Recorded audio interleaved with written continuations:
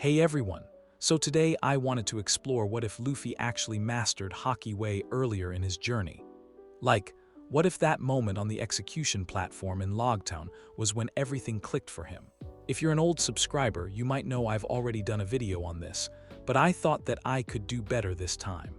The basic premise: Luffy awakens Conqueror's Haki during that storm in Loguetown, but instead of being an awesome power boost, it becomes a heavy burden. When you can knock people out with your mind, suddenly every fight becomes a question of how much force is too much.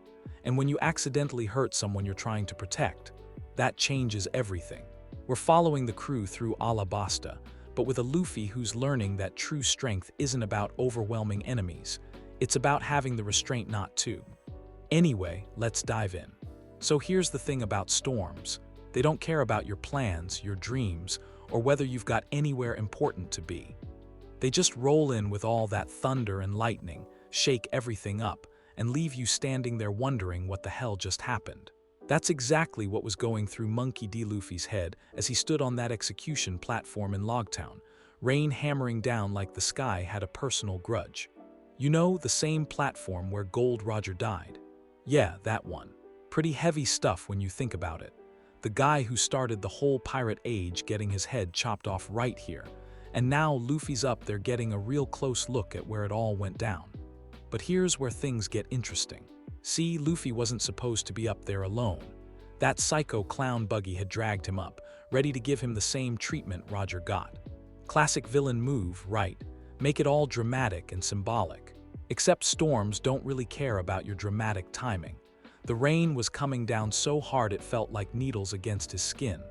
Luffy could taste copper in the air, or maybe that was just fear. Hard to tell when you're about to lose your head. The crowd below looked like ants from up there, all of them probably thinking they were about to watch some kid become fish food, and that's when it happened. Luffy felt something, like a switch flipping in his brain, but bigger, way bigger. It started as this weird tingling sensation, like when your foot falls asleep, but instead of your foot, it's your entire existence. He could suddenly sense things he'd never sensed before, the intentions of everyone in the crowd, their emotions rolling off them like heat waves. Fear, excitement, bloodlust, it hit him all at once like a truck. What the Luffy started to say, but then lightning cracked across the sky, and for just a second everything went white. When his vision cleared, something had changed. Not just the weather, though that was definitely getting worse, but something inside him. It was like he'd been living his whole life with his eyes half closed, and suddenly someone turned on all the lights. He could feel Buggy's murderous intent radiating off him like a fever. Could sense every single Marine in the crowd below, their training making their thoughts sharp and focused. And there, somewhere in the chaos, was something else. Something familiar. Like a presence he'd felt before but never really noticed. The executioner raised his blade, and Luffy should have been terrified. Should have been begging or crying or doing literally anything other than what he actually did. Instead, he found himself smiling. "Sorry, everyone," he called out to the crowd, his voice somehow carrying over the storm. "Looks like this is where I die." And you know what? He meant it. Not because he wanted to die. Hell no. But because he suddenly understood something Roger must have understood when he sat in this exact same spot. Sometimes the best thing you can do is face whatever's coming with a grin and see what happens next. That's when the real lightning struck. Not the regular kind, though there was plenty of that, but something else. Something that made every single person in that square suddenly feel very, very small. It rolled out from Luffy like a wave, invisible but undeniable, and about half the Marines just dropped. Not hurt exactly, just overwhelmed. Like their brains had decided to take a little nap. Luffy felt it happen and his eyes went wide. That came from him. He'd done that, somehow. Buggy's blade came down, but the lightning, the real lightning this time, had other plans. It struck the platform like the sky was taking sides, and suddenly Luffy was free and very much not dead. The execution stand collapsed in a shower of sparks and splintered wood, and somehow, impossibly, he landed on his feet in the middle of the square. The crowd was going absolutely insane. People running, screaming, Marines trying to figure out what the hell had just happened. And standing there in the middle of it all was Luffy, completely soaked, completely confused, and starting to realize that whatever had just happened to him was way bigger than just dodging an execution. That's when he spotted them, his crew, fighting their way through the chaos to get to him. Zoro with his swords already out, Nami clutching her staff, Usopp looking like he was about to wet himself but still coming anyway. His people, his family, but between him and them was about 50 Marines who looked very eager to finish what Buggy had started. Luffy grinned and cracked his knuckles. Time to test out whatever this new thing was. Except as he stepped forward, ready to throw hands, he felt that strange sensation again. That awareness of everyone around him. He could sense their fear, their determination, their desperation. And suddenly, throwing a punch felt like it might do way more damage than he intended. What if that wave thing happened again? What if he knocked out everyone in the square, including his crew? For the first time in his life, Monkey D. Luffy hesitated. A Marine came at him with a sword, and instead of his usual wild haymaker, Luffy found himself dodging, thinking, actually paying attention to what his opponent was doing. He could feel the guy's next move before he made it, like reading a book that was writing itself. Duck left. The sword whistled past his ear. Step right. A spear thrust missed him by inches. It was like dancing, except the music was violence and somehow Luffy knew all the steps. Another Marine charged, and this time Luffy didn't hold back entirely. One precise punch to the solar plexus, just enough force to drop him without causing permanent damage. The Marine went down clean, and Luffy felt a weird sense of satisfaction that had nothing to do with winning and everything to do with control. Luffy. Nami's voice cut through the chaos, and he turned to see his crew finally breaking through the crowd.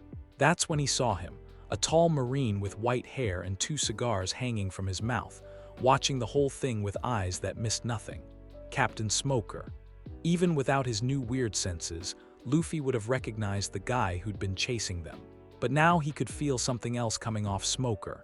Confusion, and maybe a little bit of respect. "You're different," Smoker called out over the storm, his voice carrying despite the chaos. "That thing you did, Marines don't just collapse like that. What are you?" Luffy wiped rain from his eyes and shrugged. "I'm gonna be the Pirate King." Same answer he always gave, but somehow it felt different now. Heavier. Like he was making a promise instead of just stating a fact. Smoker's eyes narrowed. That power, I've never seen anything like it. Neither had Luffy, if he was being honest. But something told him he was going to be seeing a lot more of it real soon. The crew reached him then, and Zoro immediately stepped between Luffy and Smoker, hand on his sword. "We need to go." "Now?" "Yeah," Luffy agreed, but he kept his eyes on Smoker. "See you around, Smoke Guy." As they ran for the harbor, Luffy couldn't shake the feeling that everything had just changed. Not just because of the storm or the execution, or even whatever that weird wave thing was. Something bigger was shifting, like puzzle pieces falling into place. Behind them, Smoker stood in the rain, staring after them with something that might have been worry creasing his features. And somewhere in the shadows, a figure in a white mask pulled out a den mushy and spoke quietly into it. "Target has manifested Conqueror's Haki. Premature awakening confirmed. Recommend immediate containment protocols." The storm was just getting started. You ever have one of those moments where you realize you've been holding a loaded weapon your entire life without knowing it? That's pretty much where we find Luffy 3 days after the whole Loguetown incident, sitting on the Going Merry's figurehead with his legs dangling over the edge, staring at the massive wall of water that is Reverse Mountain. The crew's been giving him space since they escaped Smoker and the Marines. Not because they're scared of him. Well, okay, maybe Usopp's a little scared, but that's just Usopp being Usopp. It's more like they can all sense that something's different now. Like Luffy's carrying around this invisible weight that wasn't there before. Nami's the one who finally breaks the ice. She climbs up next to him on the ram's head, her orange hair whipping around in the sea breeze, and just sits there for a while. The silence stretches between them, comfortable but heavy, like a blanket made of unspoken questions. "So," she finally says, not looking at him directly, "want to talk about how you knocked out half of Loguetown with your brain?" Luffy lets out a long breath. "I don't even know what happened, Nami. 1 second I was just standing there, feeling all proud and stuff about following Roger's footsteps, and then..." He trails off, flexing his fingers like he's trying to grasp something that isn't there. "It was like I could suddenly feel everyone. their thoughts, their feelings there. I don't know what to call it, their selves maybe, and then you knock them all unconscious. Yeah, he looks down at his hands, frowning. I didn't mean to. I didn't even know I could do something like that, but when it happened, he pauses, trying to find the right words. It felt good, Nami, like really, really good, and that's what scares me. Nami nods slowly. She's always been the practical one, the one who sees problems coming before they arrive, and right now she's seeing a pretty big one. That marine smoker, he called it Conqueror's something. Conqueror's Haki, Zoro says from behind them, and they both turn to see the swordsman approaching. He's got his usual serious expression on, but there's something else there too. Respect maybe, or concern. My sensei mentioned it once, said it was the power of kings, the ability to impose your will on others without lifting a finger. Luffy perks up at that. Power of kings, that sounds awesome. Does it? Zoro settles down next to them, his swords clinking softly. Because from where I'm sitting, it sounds like a way to hurt people without meaning to. And you, he gives Luffy a long look. You care too much about people to be comfortable with that. And that's the thing, isn't it? That's what's been eating at Luffy for the past 3 days. The power itself doesn't scare him. Hell, he's made of rubber, he punches sea kings for fun, scary powers are kind of his thing. But the idea that he might accidentally hurt someone, especially someone he cares about, that keeps him up at night. How do I control it? Luffy asks, and there's something almost desperate in his voice. I can't just not use it right. I mean, what if it happens again when we're in a town? What if there are kids around or sick people, or... He stops, running a hand through his hair. What if I hurt one of you guys? The question hangs in the air like smoke, and for a moment nobody says anything. Then Usopp pokes his head up from the deck below, apparently having been listening to the whole conversation. Maybe you could practice, he suggests, his voice a little shaky but determined. I mean, you practiced using your devil fruit powers, right? Had to learn how to stretch without snapping back and smacking yourself in the face. Maybe this is the same thing. It's actually not a terrible idea, which surprises everyone, including Usopp himself. But before anyone can respond, they're interrupted by the most incredible sight any of them have ever seen. Reverse mountain. The uphill ocean current is exactly as insane as it sounds. A massive wall of water that flows up a mountain, defying every law of physics that Nami thought she understood. The Going Merry is caught in the current now, racing upward at a speed that should probably terrify them, but instead fills Luffy with this wild, exhilarating joy. This is amazing, he shouts, throwing his arms wide as spray crashes over the bow. We're sailing up a mountain. How crazy is that? And you know what? For a moment, watching his captain laugh and grin like a little kid experiencing magic for the first time, the crew forgets all about Conqueror's Haki and unconscious marines and the weight of uncontrolled power. They're pirates sailing up a waterfall, chasing dreams that most people would call impossible, and in this moment, that's enough. But then something goes wrong. It's subtle at first, just a slight shift in Luffy's expression, a tightening around his eyes. He's still smiling, but Nami's learned to read her captain's moods, and she can see the change. He's feeling it again. That strange awareness, that sense of presence extending outward from where he stands. Except this time, it's not people he's sensing. It's the mountain itself, the currents, the wind, even Laboon, the massive whale they haven't met yet but who's waiting at the summit. Everything around him suddenly feels accessible, like he could reach out and touch it all with his mind. Luffy, Nami says carefully, you're doing that thing again, that sensing thing. He nods tightly, sweat beading on his forehead despite the cool mountain air. I can feel everything. The water, the wind, even. His eyes go wide. There's something huge up there, something alive. The crew tenses, hands moving instinctively to weapons, but Luffy holds up a hand to stop them. No, wait, it's not dangerous. It's just sad, really, really sad. And that's when the pressure starts building. Not physical pressure, but something else. That same invisible force that knocked out half of Loguetown 3 days ago, except now it's unfocused, wild, responding to Luffy's emotions rather than his will. Sanji feels it first, a crushing weight that makes his knees buckle slightly. Then Usopp staggers, his hand gripping the rail so hard his knuckles turn white. Even Zoro, who's probably the strongest-willed person on the ship besides Luffy himself, finds himself fighting to stay upright. Luffy, Nami grabs his arm and her touch seems to ground him somehow. You're doing it to us, I know. He's breathing hard now, really struggling. The power wants out, wants to expand and overwhelm everything in its path, but he's fighting it. Trying to pull it back, to contain it, to make it smaller. I can't. I don't know how to stop it. That's when Zoro does something unexpected. Instead of backing away or trying to weather the storm of Luffy's uncontrolled power, he steps closer. Right up next to his captain, close enough that the pressure should be overwhelming. But instead of collapsing, he just stands there, solid and unmovable as a mountain himself. "Look at me, Luffy," he says, his voice cutting through the chaos. "Not the whale, not the mountain, not whatever you're feeling out there. Look at me." Luffy's wild eyes focus on Zoro's face, and something in his first mate's steady gaze helps anchor him. The pressure doesn't disappear, but it becomes manageable, like a storm that's still raging but no longer threatening to tear the roof off. "Better?" Zoro asks. Luffy nods shakily. "Yeah, better." He looks around at the crew, taking in their pale faces and worried expressions. "Did I hurt anyone?" "Just gave us a hell of a headache," Sanji says, though his tone is more concerned than annoyed. "What the hell was that, Captain?" "Practice, I guess," Luffy says with a weak grin. "Really, really bad practice." As the Merry crests the summit and they get their first look at Laboon, the massive whale whose sadness Luffy had sensed from miles away, he makes himself a promise. He's going to learn to control this power. He's going to figure out how to use it without hurting the people he cares about. Because if there's one thing Monkey D. Luffy knows for sure, it's that a captain who can't protect his crew isn't worthy of the title. And with great power comes the responsibility to use it right, even if learning that lesson might be the hardest thing he's ever done. The whale's mournful cry echoes across the water, and somehow, Luffy understands exactly how it feels. You know what they say about things being too good to be true?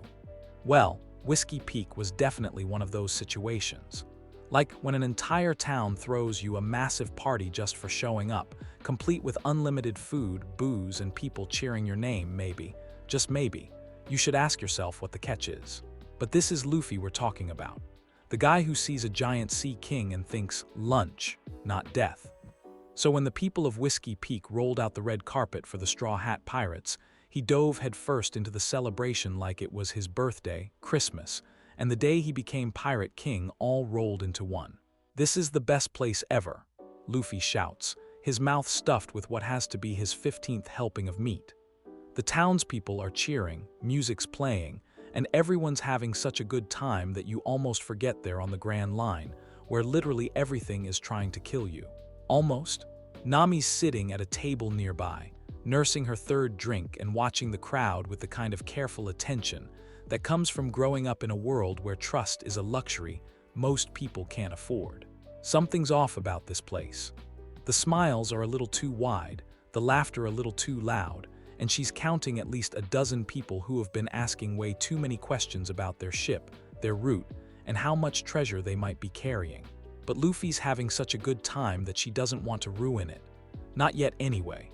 "You know," says a woman with blue hair styled like a nun's habit, settling down next to Luffy with a friendly smile, "we don't get many pirates through here, especially not ones as energetic as you." Her name's Miss Monday, though Luffy doesn't know that yet, and she's doing her best to seem like just another friendly townsperson. But Nami catches the way her eyes flick toward the door, the subtle hand signal she gives to someone across the room, and suddenly that nagging feeling in her gut turns into full-blown alarm. "Luffy," she starts to say, but he's already distracted by someone bringing out another platter of food. That's when things start to go sideways. It begins with that feeling again, that strange awareness that's been plaguing Luffy since Loguetown. One moment he's laughing and eating and generally being his usual oblivious self. And the next, it's like someone turned up the sensitivity on every sense he has. He can feel the people around him, their emotions, their intentions, and suddenly the party doesn't feel nearly as friendly as it did 5 seconds ago. Hunger, not for food but for violence. Anticipation, the kind that comes right before you spring a trap. Greed, sharp and focused and aimed directly at him and his crew.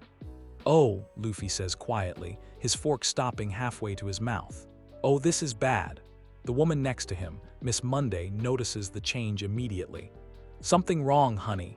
Luffy turns to look at her, and for the first time since they arrived, his expression is completely serious. "You're not actually townspeople, are you?" The music stops. Just like that, the entire celebration freezes like someone hit a pause button. 100 pairs of eyes turn toward the Straw Hat's table, and suddenly the friendly smiles look a lot more like hungry grins.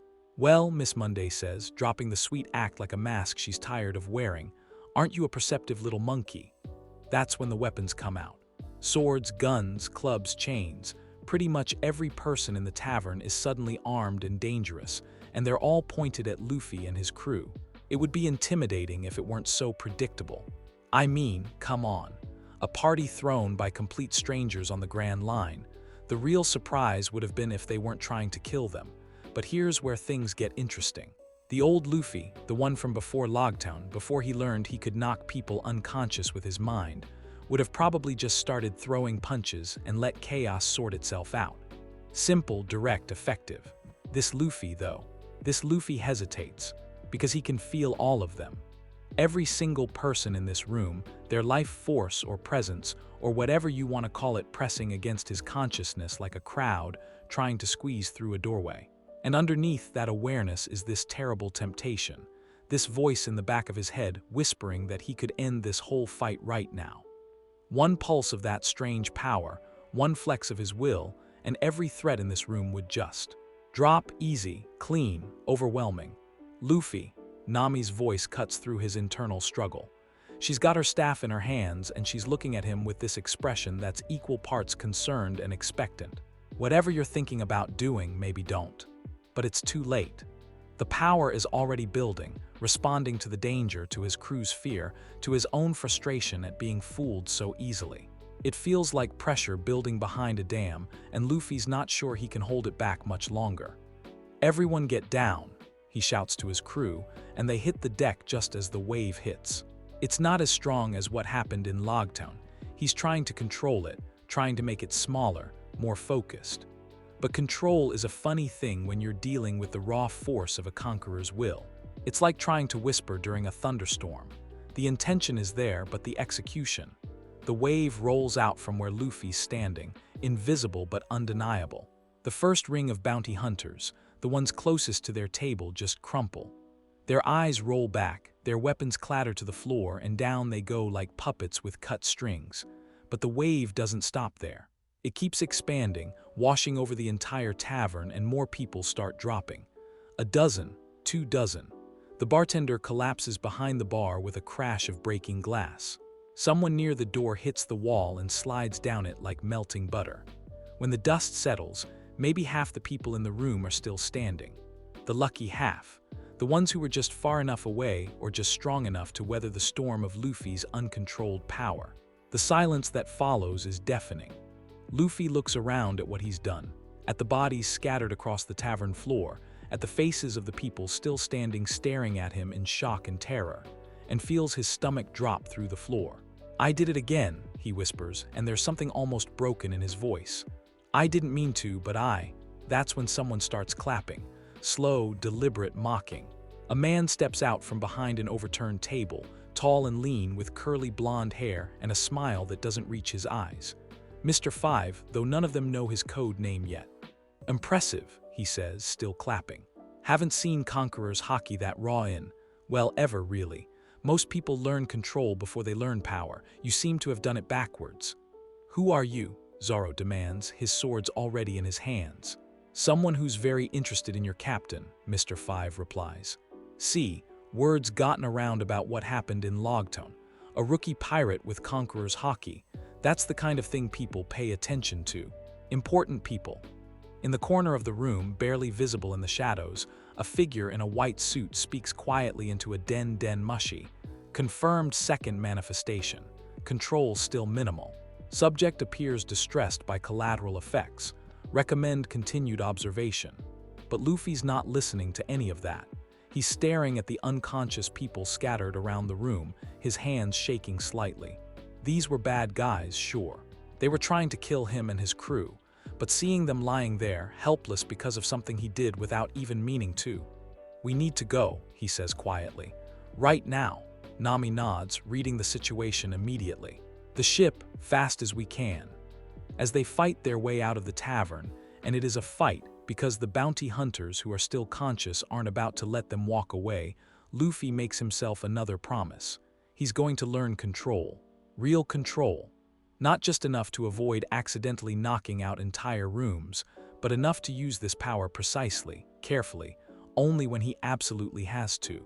Because the alternative, becoming someone who solves every problem by overwhelming everyone around him, that's not the kind of pirate king he wants to be. Behind them, the tavern is chaos. Unconscious bodies, overturned tables, and the lingering feeling that something fundamental has shifted in the balance of the grand line. In the shadows, white-suited figures make notes and adjustments to files that most people don't even know exist. And somewhere in the desert kingdom of Arabasta, a man made of sand pauses in his reading to answer a ringing den den mushi. His expression thoughtful as he listens to a report about a rubber boy who might be more dangerous than anyone realizes. The party's over, but the real game, that's just getting started. So here's something you might not expect. Sometimes the best teachers are the ones who have been fighting the same fight for 100 years and still haven't figured out how to end it. That's the situation the Straw Hats find themselves in when they reach Little Garden, this prehistoric island where two massive giants named Dory and Brogy have been dueling each other for literally a century. And I mean literally. Every day for 100 years, these two have been trying to kill each other with the dedication of people clocking into the world's most violent office job. Luffy's absolutely fascinated by them, of course. I mean, they're giants. They fight with weapons the size of small ships. They laugh loud enough to shake trees. What's not to love? This is so cool, he shouts, bouncing around Dory's campsite like an overexcited puppy. You guys have been fighting for 100 years.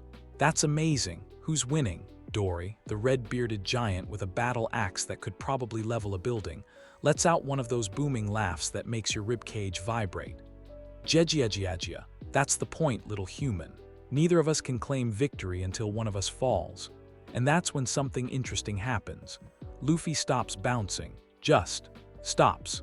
His expression goes thoughtful in a way that's pretty rare for him, and he tilts his head like he's trying to puzzle out something complicated. But why? He asks. I mean, you guys are friends, right? You obviously respect each other, so why keep fighting? It's a simple question, but it hits Dory like a physical blow. The giant's laughter dies away, and for a moment he looks older than his centuries. Because that's what honor demands. Our gods will judge the victor, but what if your gods don't care about the fight anymore? Luffy interrupts, and there's something in his voice that makes everyone, giant and human alike, pay attention. What if they just want you to be happy? It's such a Luffy thing to say.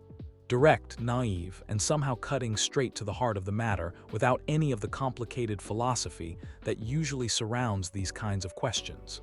And watching Dory struggle to answer it, Nami starts to understand what her captain's really asking. It's not about the giants at all. It's about power and restraint, and the difference between fighting because you have to and fighting because you think you should. That lesson becomes a lot more urgent when Mr. 3 shows up. See, Little Garden isn't just home to dueling giants. It's also a Baroque works operation, and Mr. 3, this creepy guy with a number 3 hairdo and the ability to create wax sculptures that are harder than steel, he's got orders to eliminate the Straw Hats. Permanently. His plan is pretty clever, actually. Capture most of the crew, turn them into wax statues, and force Luffy to watch as they slowly suffocate inside their beautiful prison. It's the kind of psychological torture that would break most people. But Luffy's not most people. When he sees his friends trapped, when he watches Nami's face disappearing behind a layer of hardening wax, when he hears Usopp's muffled screams from inside his candle prison, something inside him just snaps. Not breaks, focuses. The Conqueror's Haki that's been such a source of anxiety and guilt since Loguetown suddenly feels different. Not like a wild storm he can't control, but like a tool he can actually use. The anger is there, sure, white-hot rage at seeing his family threatened. But underneath that is something colder, more precise. Intent. Let them go, Luffy says to Mr. 3, and his voice carries in a way that makes the temperature seem to drop 10 degrees. Mr. 3 just laughs. Or what, Straw Hat? You'll knock me unconscious like you did those bounty hunters. Go ahead, try it. But your friends will still be trapped, and by the time you wake them up, if you can wake them up, they'll be dead. It's a good point. Luffy's new power is great for crowd control, but it's not exactly surgical. If he unleashes another wave like the ones in Loguetown and Whiskey Peak, everyone in the area goes down, including his crew, who are already trapped and can't afford to lose consciousness. But here's the thing about Luffy. When someone threatens his family, he gets creative. Instead of the broad, overwhelming pulse he's used before, he tries something different. Something inspired by watching Dory and Brogy, two warriors who have spent a century learning to focus their strength into precise, controlled strikes. He takes a deep breath, centers himself, and instead of letting the Haki explode outward like a bomb, he shapes it, directs it, turns it into something more like a spear than a shockwave. The effect is interesting. Mr. 3, who's standing maybe 20 feet away and fully prepared to weather another Conqueror's blast, suddenly finds himself face to face with something he wasn't expecting. Not the raw, uncontrolled force of an awakening king, but the focused will of someone who's figured out how to point his power like a weapon. It hits him like a psychological sledgehammer. His knees buckle, his vision blurs, and he goes down hard, unconscious before he even realizes what happened. But the wax sculptures around him, the trapped straw hats, they're completely unaffected. Holy crap, Usopp breathes as Luffy starts melting their wax prisons with a conveniently placed torch. Did you just aim that thing? Luffy grins, but there's something different about it now. More confident, but also more careful. Yeah, I think I did. It's like... He pauses, trying to find the right words. It's like learning the difference between punching someone and punching at someone you know. Zoro nods approvingly. Control over power. About time. But the real lesson comes afterward, when they're saying goodbye to Dory and Brogy.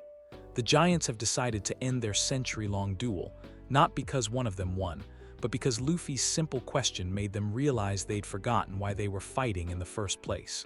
You taught us something important, little human, Dory says, placing a hand the size of a small boat on Luffy's shoulder. Strength without purpose is just destruction, but purpose without restraint. He gestures toward the smoking crater where Mr. 3's wax house used to be. That's just another kind of destruction. So what's the answer? Luffy asks. Brogy grins, his blue beard split by teeth like tombstones. Balance, I think.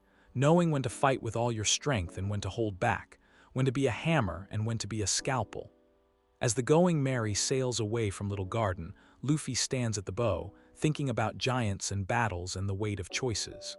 He's got power now, real power, the kind that can change the course of fights before they even begin. But with that power comes the responsibility to use it right. Behind them, Dory and Brogy's laughter echoes across the water, free and joyful for the first time in 100 years. Ahead of them, an island covered in snow and the promise of new challenges. And somewhere in between, a rubber boy slowly learning that being a king isn't about having the strength to defeat everyone around you. It's about having the wisdom to know when not to. You know what's worse than making a mistake that gets someone killed? Making a mistake that gets a kid killed while you're trying to save them. That's the lesson Luffy learns on Drum Island, and it's the kind of lesson that sticks with you forever, like a scar that never quite stops aching. But let me back up a bit, because the story doesn't start with tragedy. It starts with snow and a sick friend, and the kind of desperate hope that makes you climb a mountain in a blizzard, because the alternative is watching someone you care about die. Nami's burning up with fever, delirious and shivering, despite the blankets they've piled on her. Some kind of tropical disease she picked up on Little Garden, and none of them know enough about medicine to help her. So when they spot Drum Island, this winter wonderland with a reputation for having the best doctors in the world, it feels like salvation. Except nothing's ever that simple on the Grand Line. See, Drum Island's got problems. Big ones. Their king, Wapol, is this petty tyrant who's more interested in eating everything in sight than actually ruling. Most of the doctors have been driven away or killed, leaving just one, this ancient woman named Doctor Kureha, who lives at the top of the highest mountain with her reindeer assistant. Getting to her means crossing a country in the middle of a civil crisis, climbing a mountain that's basically a vertical wall of ice and rock, and doing it all while carrying a sick friend who might not survive the journey. But Luffy doesn't even hesitate. Nami needs a doctor, so he's going to get her to one. End of discussion. The climb itself is insane, and I mean that in the most literal way possible. Luffy's carrying both Nami and Sanji, who got hurt in a fight with Wapol's men, using his rubber arms to stretch between handholds while his feet search for purchase on ice-slick rock. The wind's howling, the snow's coming down like bullets, and every muscle in his body is screaming for him to stop, to rest, to admit that this is impossible. But quitting isn't in Luffy's vocabulary. Never has been, never will be. So he climbs, one agonizing handhold at a time, until his fingers are so numb he can barely feel them, and his breath comes in short, desperate gasps. That's when he meets Chopper, the little reindeer, blue-nosed and terrified and hiding behind a tree like he's never seen humans before. Watches this crazy rubber boy carry his dying friends up an impossible mountain. And something about that dedication, that refusal to give up, touches something deep in his heart. "You're going to kill yourself," Chopper says, though he's trying to stay hidden.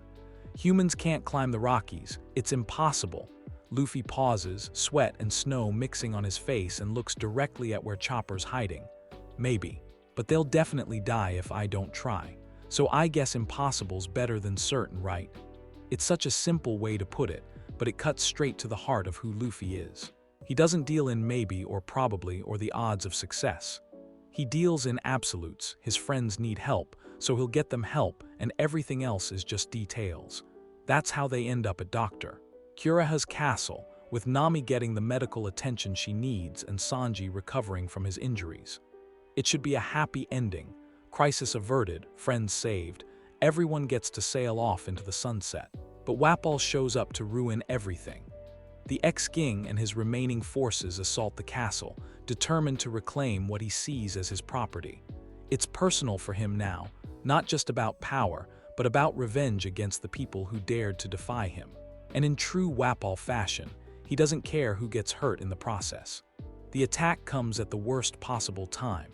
Dr. Kureha's in the middle of treating patients, not just Nami, but several villagers who have made the dangerous journey up the mountain seeking medical help. There's an old man with a heart condition, a woman who's gone into labor early, and a little girl, maybe 8 years old, sick with the same fever that nearly killed Nami. Her parents brought her to the castle as a last resort, and now she's lying in one of Kureha's medical beds, small and fragile and completely defenseless. When Wapol's men break through the castle's defenses, Luffy's ready for them. More than ready, actually. He's angry, the cold, focused kind of angry that makes him dangerous in ways that have nothing to do with his devil fruit powers. "Get away from them," he says to the soldiers advancing on the medical wing, and there's something in his voice that makes several of them take an involuntary step backward. But they don't retreat. They're following orders, and Wapol's orders are clear. Take the castle, drive out the patients, and make sure everyone knows what happens to people who defy him. So they keep coming. And that's when Luffy makes the mistake that's going to haunt him for the rest of his life. He can feel them all, the soldiers, their killing intent sharp and focused. He can sense their determination, their loyalty to Wapol, their complete willingness to hurt innocent people to achieve their goals. And underneath that, he can feel the patients in the medical wing, their fear, their pain, their desperate hope that someone will protect them. The contrast is overwhelming. Good and evil laid out in stark black and white, with no ambiguity, no gray areas. Just people who need protection and people who want to hurt them. So he does what feels natural. He reaches out with that strange power of his, that conqueror's will that he's been learning to control, and he tries to do what he did with Mr. 3. Focus it, aim it. Use it like a scalpel instead of a sledgehammer. But here's the thing about power. The more you have, the harder it is to use gently, and Luffy's got more power than he realizes. The wave that rolls out from him is supposed to be precise, controlled, targeted only at the soldiers threatening the medical wing. But emotions are messy things, and fear and anger don't lend themselves to surgical precision.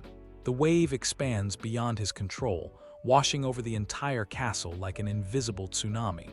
The soldiers drop immediately. That part works exactly as intended. But the wave doesn't stop there. It keeps going, rolling through the medical wing, over the patients Luffy was trying to protect. Most of them weather it fine. They're awake, alert, able to brace themselves against the psychological pressure. But the little girl is already sick, already weakened by fever and fear. When the wave hits her, when the full force of a conqueror's will washes over her fragile consciousness, her body just gives up. Luffy feels it happen, feels her life force flicker and fade like a candle in a strong wind. One moment she's there, scared but alive, breathing but fighting, and the next, there's just nothing. Silence. The kind of silence that rings in your ears and makes your chest feel hollow. "No," Luffy whispers, rushing to her bedside. "No, no, no, come on, wake up, please wake up." But she doesn't. Her parents, who somehow stayed conscious through the Haki blast, are screaming and crying and demanding to know what happened. Dr. Kureha's frantically checking vitals that aren't there anymore. And Luffy's just standing there, staring at this tiny, still form and realizing that he did this. Not Wapol, not the soldiers, him. "I was trying to save her," he says, his voice barely audible over the chaos. "I was trying to protect everyone. I didn't mean." Dr. Kureha looks up from the child's body, and her expression is harder than the mountain they climbed to get here. "Intent doesn't matter, boy. Results do. And the result is that this little girl is dead because you couldn't control your power." It's harsh, but it's also true, and Luffy knows it. Later, when the castle is quiet again and the patients have been moved to safety, Chopper finds Luffy sitting alone in the snow outside. He's got something small and brass in his hands, a bell that was tied to the little girl's wrist, the kind parents give their children so they can always find them. "Her name was Yuki," Chopper says quietly, settling down next to him. "She wanted to be a doctor when she grew up, like Dr. Kureha." Luffy nods but doesn't say anything. What is there to say? That he's sorry, that he didn't mean for it to happen, that he was trying to help. None of that brings her back. "You know," Chopper continues, "Dr. Kureha told me something once. She said that every doctor carries their failures with them, not to torture themselves, but to remember, to do better next time." "What if there shouldn't be a next time?" Luffy asks. "What if I'm too dangerous? What if this power of mine just hurts people?" Chopper's quiet for a long moment, thinking. Then, "Do you remember what you told me when we first met? About choosing impossible over certain?" Luffy nods. "Well, maybe that applies here too. Maybe the certain thing is that people will get hurt if you do nothing. And the impossible thing is learning to use your power without hurting the people you want to protect. But just because it's impossible doesn't mean you shouldn't try." It's wise advice from someone who looks like he should be giving sleigh rides for Santa. But wisdom comes in all kinds of packages, and sometimes the most important lessons come from the most unexpected teachers. That night, Luffy ties Yuki's bell to his sash, right next to where he keeps his straw hat when he's not wearing it. A reminder, a promise, a weight he'll carry with him from now on. When they leave Drum Island the next morning, Chopper comes with them. Not just because he wants to see the world or because they need a doctor, but because he's seen what happens when power goes unchecked, and he wants to be there to help his captain learn the difference between strength and control. As the Going Merry sails away from the Winter Island, Luffy stands at the bow, one hand touching the small brass bell at his side. Behind them, the Drum Rockies catch the morning light, beautiful and terrible, and marked forever by a small grave in the snow. Ahead lies Arabasta, and a desert kingdom in crisis, and a man made of sand who's very interested in meeting a rubber boy who's learning the hardest lesson of all. Sometimes the most powerful thing you can do is choose not to use your power at all. The bell chimes softly in the wind, and Luffy makes himself a promise that he'll spend the rest of his life keeping. You know those moments when you have to look someone in the eye and admit you screwed up. Not just made a mistake, but really, truly hurt someone in a way that can't be undone. Those moments are the worst, but they're also the most important, because they're when you find out what kind of person you really are. For Luffy, that moment comes 3 days after Yuki dies, when he's standing on a cliff overlooking Drum Island's frozen harbor, holding a tiny brass bell and trying to figure out how to say goodbye to someone who will never hear it. The crew's getting ready to leave. They've got their log pose set for Arabasta, their supplies loaded, and their new doctor busy learning the layout of their ship. Everything's ready for their next adventure, but Luffy can't bring himself to get on that boat. Not yet, because there's something he needs to do first. The grave is small and simple, just a mound of stones in the snow with a wooden marker that reads Yuki, she wanted to heal the world. It's tucked away in a quiet corner of the castle grounds, where the wind doesn't blow as hard and the snow falls gently instead of like bullets. Luffy approaches it slowly, his boots crunching in the fresh powder, that brass bell heavy in his hand. He's been carrying it for 3 days now, and every time it chimes, every soft musical note, it reminds him of what he took away from the world. A future doctor, a daughter, a little girl who deserved the chance to grow up. "Hey Yuki," he says quietly, kneeling in the snow beside the grave. I wanted to talk to you before we left, to say some things I should have said earlier." The wind picks up, making the bell at his sash chime softly, and for a moment it almost sounds like she's listening. "I'm sorry," he continues, his voice barely audible over the wind. "I know that doesn't fix anything. I know it doesn't bring you back, but I need you to know that I'm sorry I couldn't protect you, that I hurt you when I was trying to save you." He pauses, struggling with words that feel too small for what he's trying to express. How do you apologize for accidentally killing someone? How do you make that right? I've been thinking a lot about power these past few days, about what it means, what it's for, and I think I've been doing it wrong. I've been thinking of it like a tool, something I can learn to use better. But it's not a tool, is it? It's a responsibility.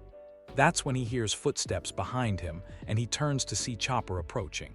The little reindeer looks nervous but determined, like he's decided to do something scary but important. "Luffy," Chopper says softly, Can I sit with you for a minute?" Luffy nods and Chopper settles down in the snow beside him, both of them looking at the simple grave marker. For a while they just sit there in comfortable silence, two friends sharing the weight of a loss that can't be fixed. "She was my patient too, you know," Chopper finally says. "Dr. Kureha had me helping with her treatment. And I keep thinking, what if I'd been faster? What if I'd given her different medicine? What if I'd moved her to a different room away from the fighting?" "It wasn't your fault," Luffy says immediately. "It was mine. I'm the one who lost control," Chopper interrupts. "Made a mistake, hurt someone you were trying to protect. But Luffy, that doesn't make you a monster, it makes you responsible." It's a simple distinction, but an important one. Monsters don't feel guilt. They don't sit in the snow apologizing to graves. They don't carry brass bells as reminders of the lives they've cost. Dr. Kureha says that every doctor learns this lesson eventually, Chopper continues. That sometimes, no matter how hard you try, no matter how much you want to help, you can't save everyone. And when that happens, you have two choices. You can let the guilt destroy you, or you can let it teach you. Luffy's quiet for a long moment, turning the bell over in his hands. "What's it supposed to teach me? That power without wisdom is just destruction. That good intentions aren't enough. That if you're going to carry the strength to change the world, you better damn well learn to use it right." There's something in Chopper's voice, a determination that goes deeper than just wanting to help. It's the voice of someone who's seen what happens when strength goes unchecked, and who's decided to do something about it. "Is that why you want to come with us?" Luffy asks. "To make sure I don't hurt anyone else?" Chopper shakes his head. "I want to come with you because I think you're the kind of person who can learn, who can take this guilt and turn it into something better. Most people with your kind of power, they'd make excuses, blame someone else, convince themselves it wasn't their fault. Maybe they'd be right," Luffy says quietly. "Maybe, but you're not doing that. You're sitting here in the snow, talking to a grave, carrying a bell that reminds you of the worst thing you've ever done. That tells me everything I need to know about what kind of captain you are." That's when Luffy does something that surprises both of them. He carefully unties the bell from where he's been holding it and attaches it to his sash, right next to his straw hat. Not hidden away, but visible. A reminder he'll carry with him everywhere he goes. "I'm going to be the Pirate King," he says, and there's something different in his voice now.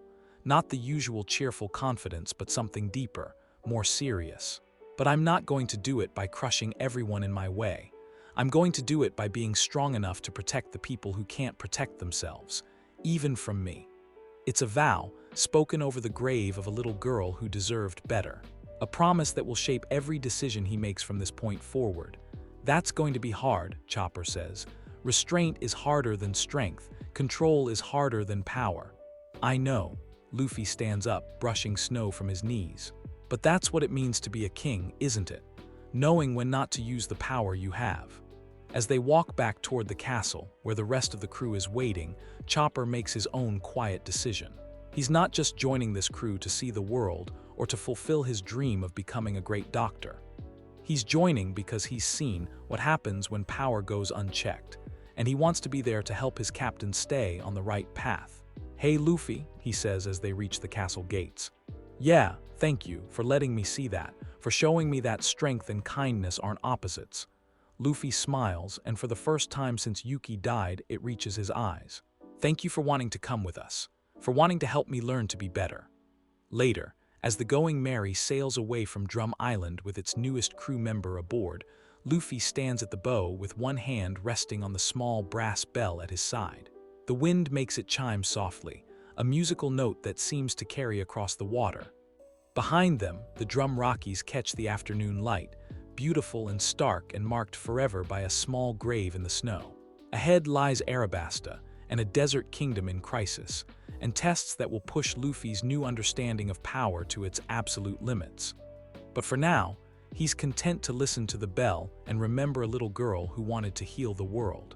Because sometimes the best way to honor the dead is to make sure their sacrifice teaches you how to protect the living. The promise has been made. Now comes the hard part, keeping it. You know what's funny about deserts? They look empty from a distance, but get close enough and you realize they're absolutely crawling with life. Most of it's just really good at hiding. That's the first thing Nami notices as the Going Merry approaches the coast of Arabasta, this kingdom that should be a green jewel in the desert, but instead looks like it's dying of thirst. The ports they pass are half empty, the ships docked there are covered in sand, and the people they can see moving around look like they're just going through the motions of living. "It's worse than I thought," Vivy whispers, standing at the rail with tears in her eyes. She's been quiet since they left Drum Island, processing everything that happened there, but now that they're actually approaching her homeland, the full weight of what they're sailing into is starting to hit her. "How bad are we talking?" Nami asks, unfolding a map of Arabasta across the deck. It's a good map, one of her better acquisitions, but it's also 3 years old, and she's starting to suspect that 3 years is a lifetime in a country that's tearing itself apart. "Bad," Vivy says simply. "When I left, there were already rumors of rebellion, people disappearing, whole towns going without water for weeks at a time. But this..." She gestures toward the coastline, where they can see the smoke of burning buildings in the distance. "This looks like open war. And that's the problem, isn't it? The Straw Hats came here expecting to help Vivy save her kingdom, but you can't save something if you don't understand what's destroying it. And right now, they're sailing blind into a situation that could get them all killed." Which is why Nami spread that map across the deck and is studying it like her life depends on it. Because honestly, it probably does. "Okay," she says, tracing routes with her finger. "If we want to help, we need information. Real information, not just what we can see from the ship.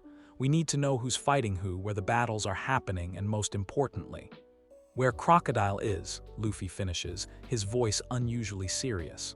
He's been different since Drum Island, quieter, more thoughtful. Still the same Luffy who'd charge headfirst into danger for a friend, but now there's this undercurrent of caution that wasn't there before. Like he's learned to think about consequences. "Exactly." Nami looks up at Vivy. "What can you tell us about Baroque Works' operations here? Are they working in the open, or are they still pretending to be a secret organization?" Vivy's expression darkens. "That's the worst part. They're not hiding anymore. Crocodile's been positioning himself as Arabasta's savior, the Shichibukai who's going to stop the rebellion and restore order. Half the kingdom sees him as a hero. And the other half?"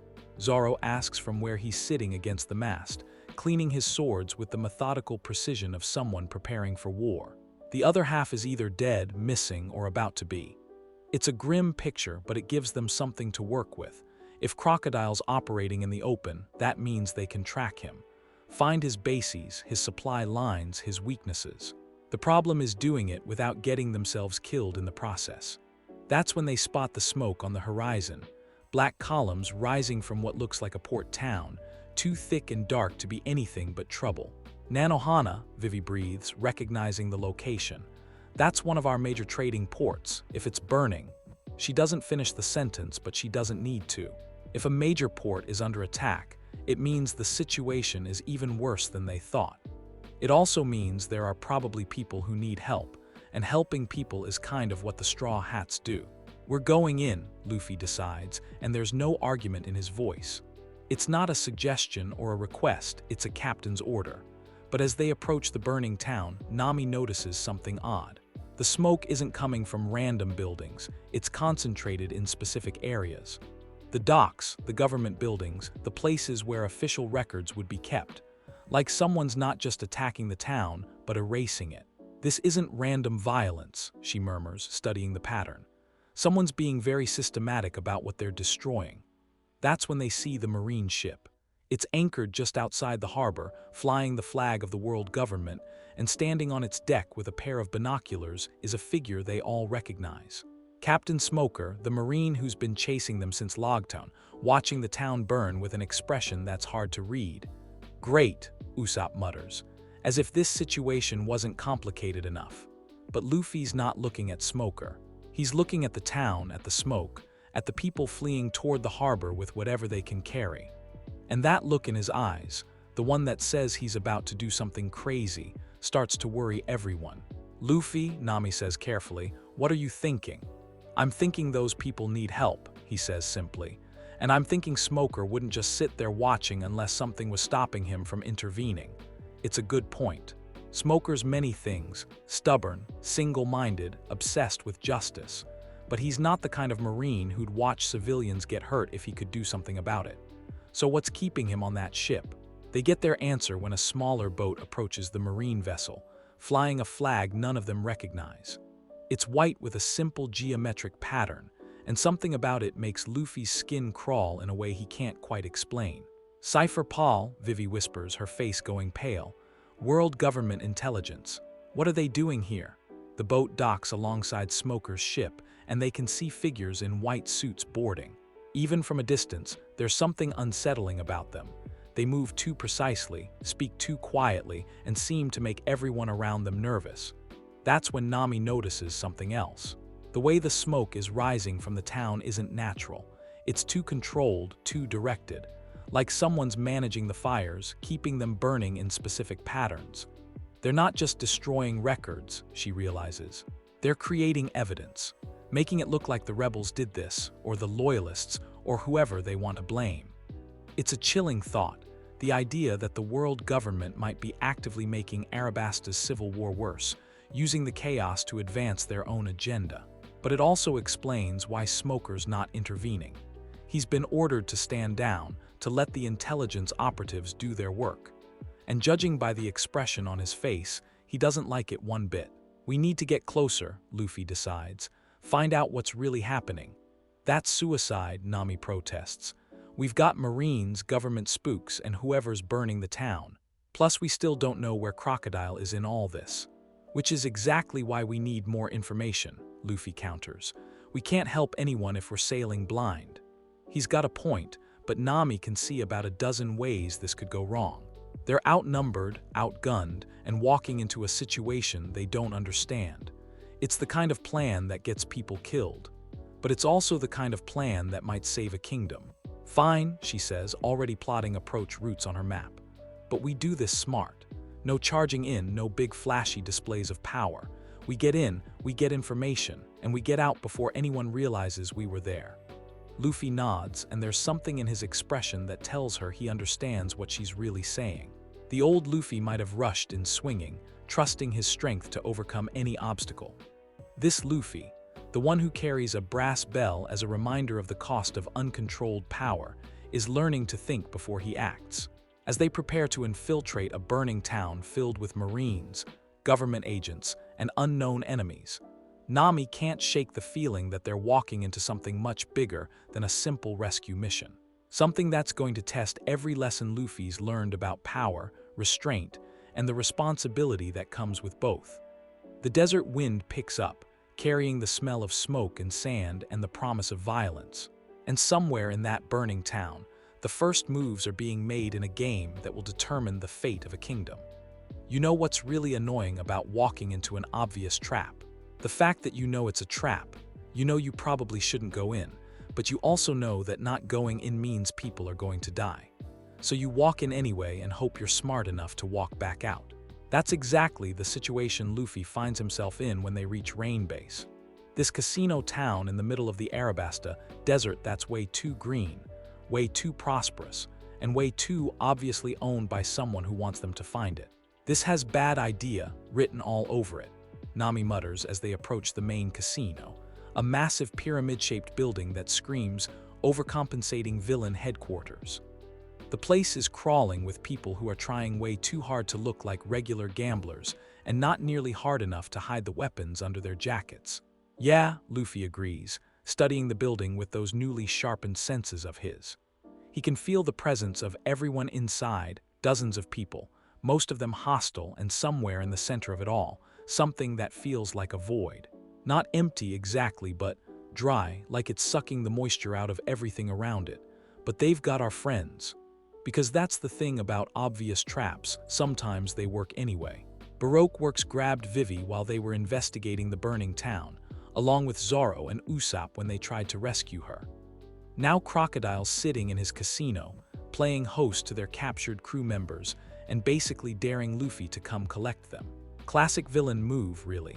Except this particular villain has done his homework.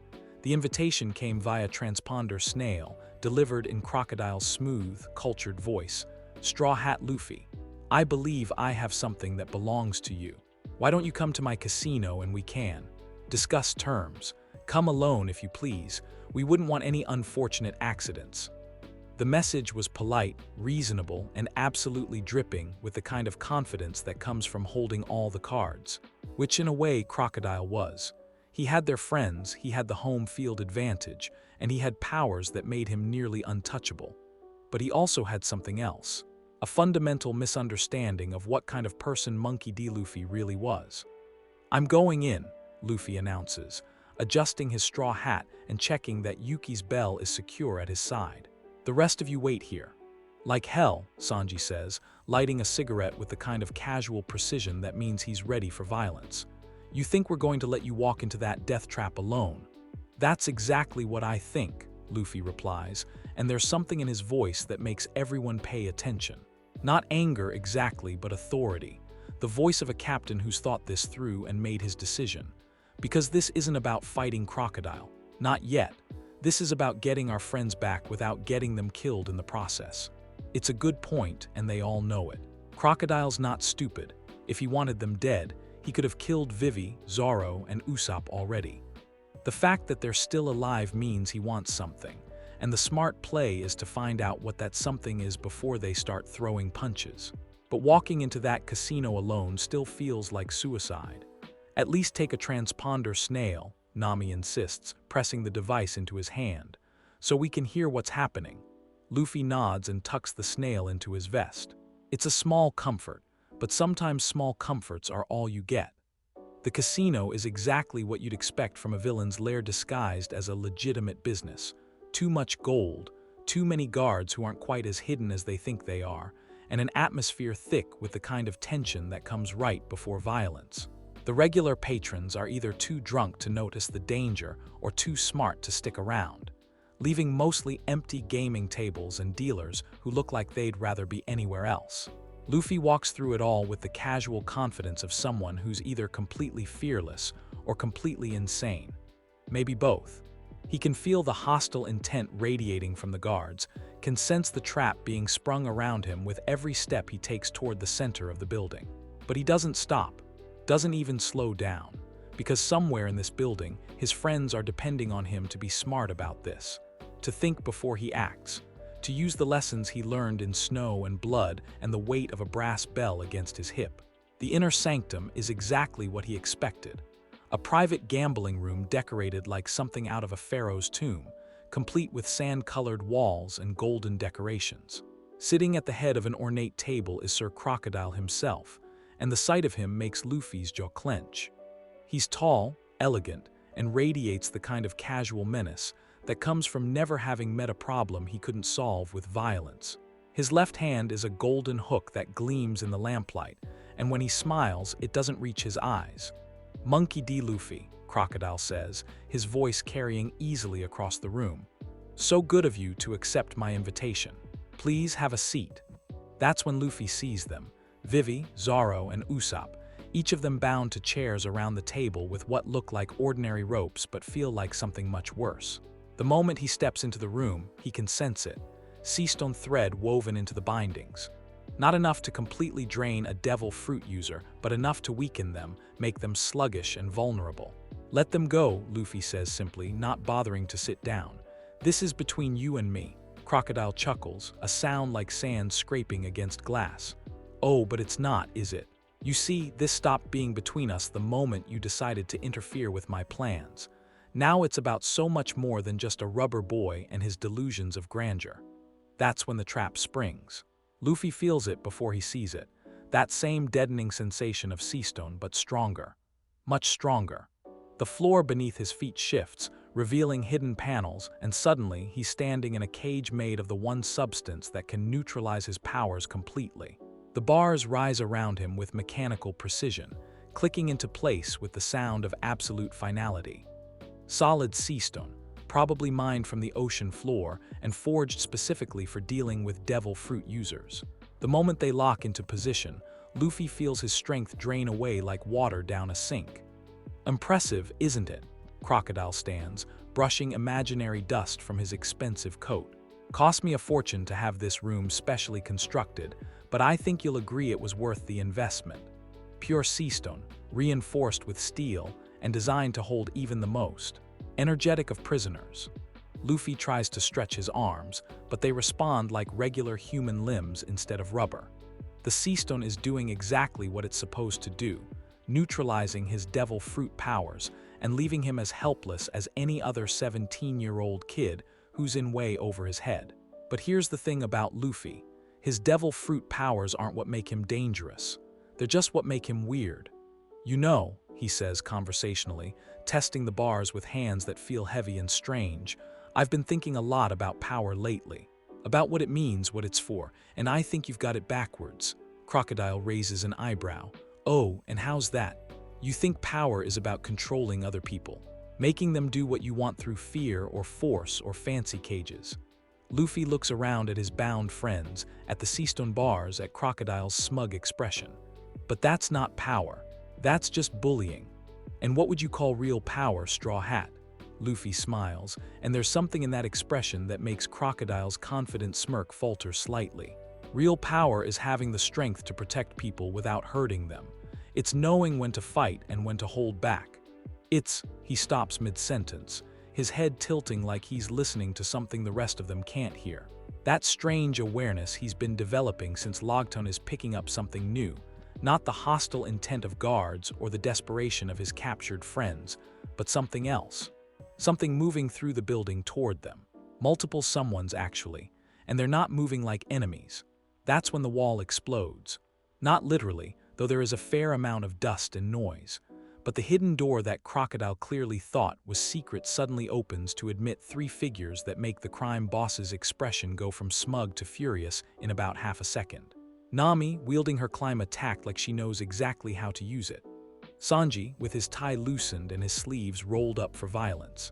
And bringing up the rear with a smile that could cut glass, Miss All Sunday herself, Nico Robin, the devil child, Crocodile's own partner, and apparently the person who just decided to switch sides. Sorry we're late, Nami says cheerfully, though her eyes are locked on the sea-stone cage. Had to stop and pick up a friend. Crocodile's face goes through several interesting expressions before settling on cold rage. Robin, I should have known you'd betray me eventually.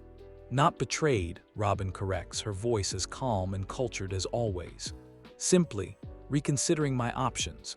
You see, I've been watching our young pirate captain here, and I find his approach to power much more appealing than yours. And that's when Luffy realizes something important. The trap Crocodile set wasn't as perfect as he thought it was, because while he was busy building a cage for one rubber boy, he forgot to account for the rubber boy's friends, or the possibility that his own allies might decide they liked the other team better. The fight that follows is brief, brutal, and entirely one-sided. Not because the Straw Hats are stronger, though they're holding their own pretty well, but because Crocodile makes a crucial mistake. He focuses all his attention on the people who can hurt him and forgets about the one person in the room who can't. The one person who's been quietly working at the Seastone locks with a bobby pin Robin slipped him when no one was looking.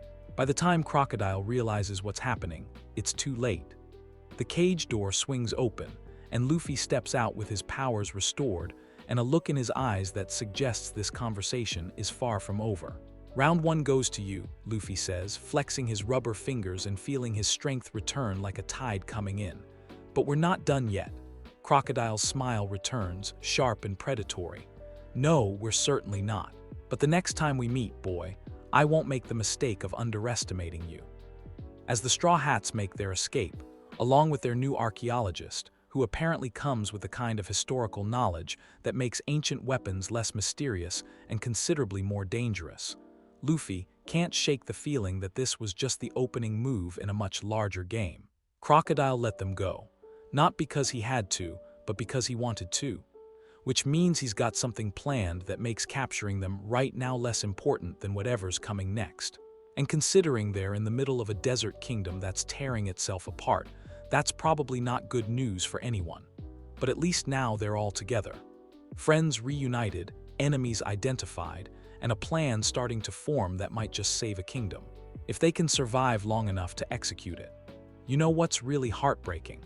Watching two groups of people who both love the same country try to kill each other because they've been fed different lies about who the real enemy is. That's the scene that greets the Straw Hats when they reach Yuba. This oasis town that was supposed to be green and prosperous, but instead looks like it's been picked up, shaken hard, and dropped back down wrong. The buildings are half buried in sand, the wells have run dry, and the only signs of life are the rebel camps scattered around what used to be fertile farmland.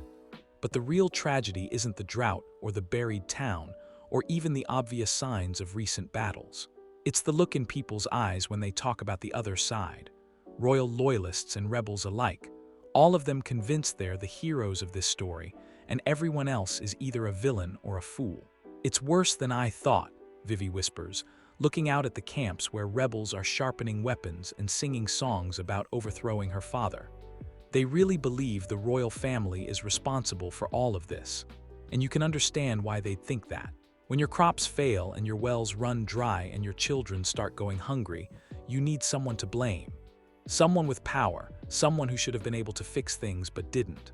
The royal family makes a convenient target, especially when you've got people whispering in your ear about corruption and incompetence and secret deals with pirates. People like Baroque Works agents, who have been spreading just enough truth mixed with just enough lies to make the whole mess believable. "The question is," Robin says quietly, studying the rebel camps through a pair of binoculars, "how much of what they believe is actually true?" It's a good question, and one that gets more complicated the deeper they dig into the situation. Because the thing about civil wars is that both sides are usually right about some things and wrong about others, and sorting out which is which can be nearly impossible when everyone's shooting first and asking questions later. Take Koza, for instance, the rebel leader who used to be Vivy's childhood friend. He's camped out in what remains of Yuba with about 300 followers, all of them convinced that King Cobra is either corrupt, incompetent, or secretly working with criminals to maintain power. And you know what? Some of their evidence is actually pretty compelling.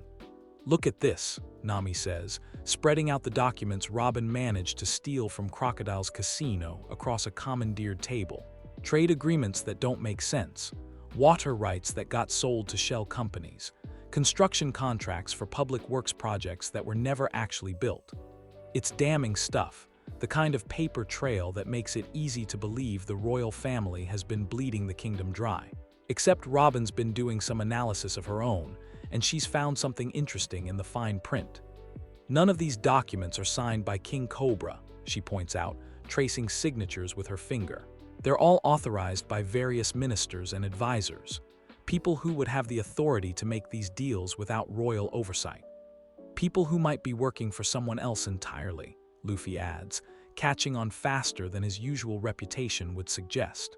The bell at his side chimes softly as he leans over the table, a reminder to think before he acts. Someone like Crocodile. And that's the real genius of Baroque Works' plan. They didn't just infiltrate the rebel movement or the royal government. They infiltrated both, playing each side against the other while positioning their boss as the only reasonable solution to the chaos. Classic problem reaction solution. Create the crisis, wait for people to demand a fix, then swoop in as the hero with exactly the answer everyone desperately wants to hear. So how do we prove it? Vivy asks, and there's something desperate in her voice. How do we show people that they're being manipulated when the manipulation is so good that even the evidence supports it? It's a fair question, and one that doesn't have any easy answers. You can't just walk into a rebel camp and say, "Hey, you're being lied to," without some pretty compelling proof. And you can't get that proof without getting close enough to the people doing the lying to be in serious danger.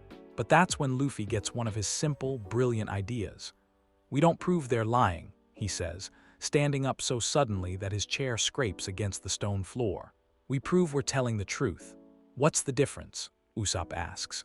"The difference is that proving someone's lying means you have to know all their lies, but proving you're telling the truth just means you have to show people who you really are." It sounds like typical Luffy logic, simple to the point of seeming naive, but with a core of wisdom that cuts straight through complicated problems.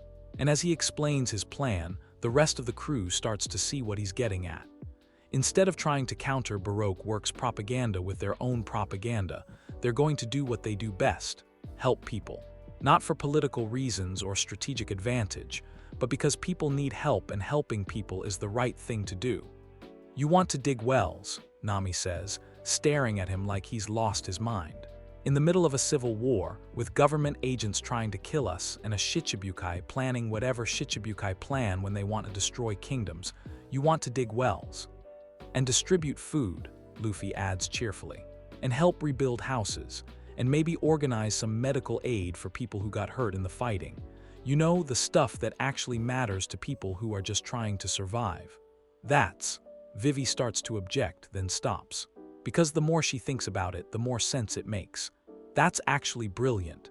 People are fighting because they're scared and hungry and desperate. If we can show them that there's another way, they might be willing to listen to us when we tell them who's really behind all this, Zoro finishes, nodding approvingly. "It's not the stupidest plan you've ever had, Captain."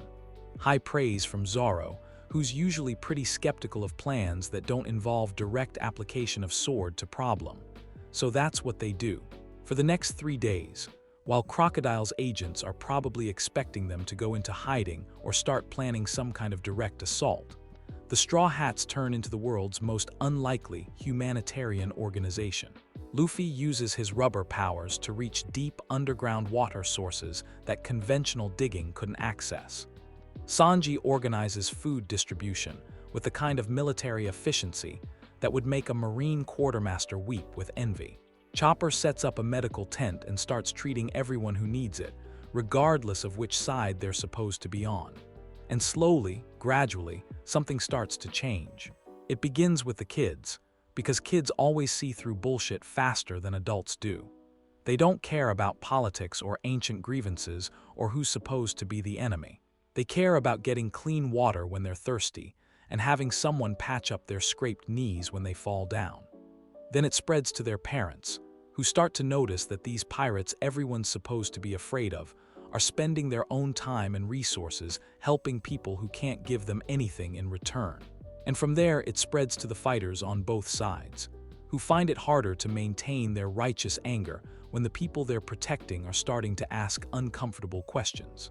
"If these pirates are so dangerous," one rebel asks during a medical treatment, "why are they fixing our wells instead of stealing our treasure? If the royal family is so corrupt," a loyalist soldier wonders while accepting food from Sanji, "why is the princess out here getting her hands dirty instead of hiding in her palace?" They're good questions, and they don't have easy answers, which is exactly what Luffy was counting on.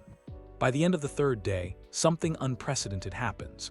Representatives from both sides ask for a meeting, not to negotiate surrender or plan attacks, but to figure out what the hell is actually going on and whether maybe, just maybe, they've all been played for fools.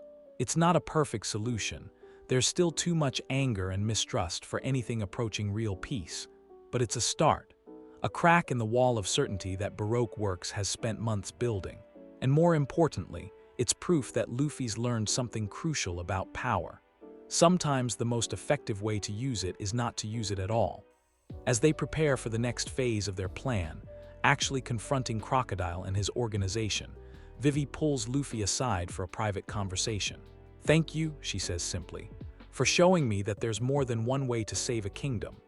Luffy touches the bell at his side, letting its soft chime remind him of lessons learned in snow and regret.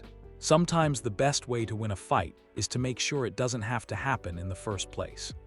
It's wisdom hard-earned and paid for in ways that still make him wake up in cold sweat sometimes. But if it helps save Arabasta without turning the desert red with blood, then maybe those sleepless nights will have been worth something after all. Behind them, the oasis camps are settling down for the night, and for the first time in months, the songs around the campfires aren't all about war. Sometimes that's the most important victory of all. You know that moment in every big plan when you realize you're about to bite off way more than you can chew, but you're already too committed to back down. That's exactly where the Straw Hats find themselves as they approach Alubarna, the capital city of Arabasta, where all the kingdom's problems are about to come to a head in the most violent way possible. The city's a mess. Even from miles away, they can see the smoke columns rising from different districts, hear the distant sound of fighting, and feel the tension crackling in the air like electricity before a storm. Rebel forces have surrounded the palace, royal guards are barricaded in the government quarter, and somewhere in the middle of it all, Baroque Works is pulling strings and lighting fuses with the kind of precision that comes from months of careful planning. "This is it," Vivy says, her voice steady despite the fact that she's watching her home tear itself apart. "Everything we've worked for comes down to the next few hours." And that's when Luffy makes the announcement that surprises exactly no one who's been paying attention to how he's changed since Drum Island. "We're splitting up." It's not what anyone expected to hear, especially not from a captain who's usually all about sticking together and facing problems as a crew. But this isn't a usual situation, and Luffy's not the same person who charged headfirst into every fight without thinking about the consequences. "Hear me out," he continues, studying the city spread out below them. "Crocodile's counting on us doing what we always do: show up, start fighting, cause a bunch of chaos that he can use to make the situation worse. But what if we don't give him that?" Nami nods slowly, following his logic. "You want to split our efforts, handle multiple objectives simultaneously instead of putting all our eggs in one basket." "Exactly." Luffy points toward different parts of the city. "Robin, you and Chopper head to the government archives. Find the real evidence of what Baroque Works has been doing, the original documents, the financial records, whatever proves Crocodile's been playing both sides." Robin raises an eyebrow. "And if we encounter resistance, then you handle it, but quietly. No big explosions, no dramatic fights. Just disappear the problems and get the information we need." It's a smart assignment, playing to Robin's strengths while keeping their most fragile crew member out of the major combat zones. But it's also a sign of how much Luffy's learned about tactics. He's not just thinking about who can fight the hardest, but about who can accomplish which objectives most effectively. "Sanji, Usopp," he continues, "you're on evacuation duty. There are going to be civilians caught in the crossfire when this all goes down. Get them to safety, set up medical stations, coordinate with Chopper when you can." "And miss all the fun?" Sanji asks, though he's already mentally cataloging the supplies they'll need for refugee care. "The fun," Luffy says seriously, "is making sure people don't die because we were too focused on fighting to protect them." The weight behind those words, the memory of a little girl who didn't survive his uncontrolled power, settles over the group like a blanket. They all know what changed him, and they all understand why civilian safety has become his top priority. "Zoro, you're with me," he finishes. "We're going after Crocodile directly, but not to fight him, not yet. We're going to make him an offer." That gets everyone's attention. Even Zoro, who's not usually one for complicated plans, looks intrigued. "What kind of offer?" Vivy asks. Luffy's expression hardens, and for a moment, he looks older than his 17 years.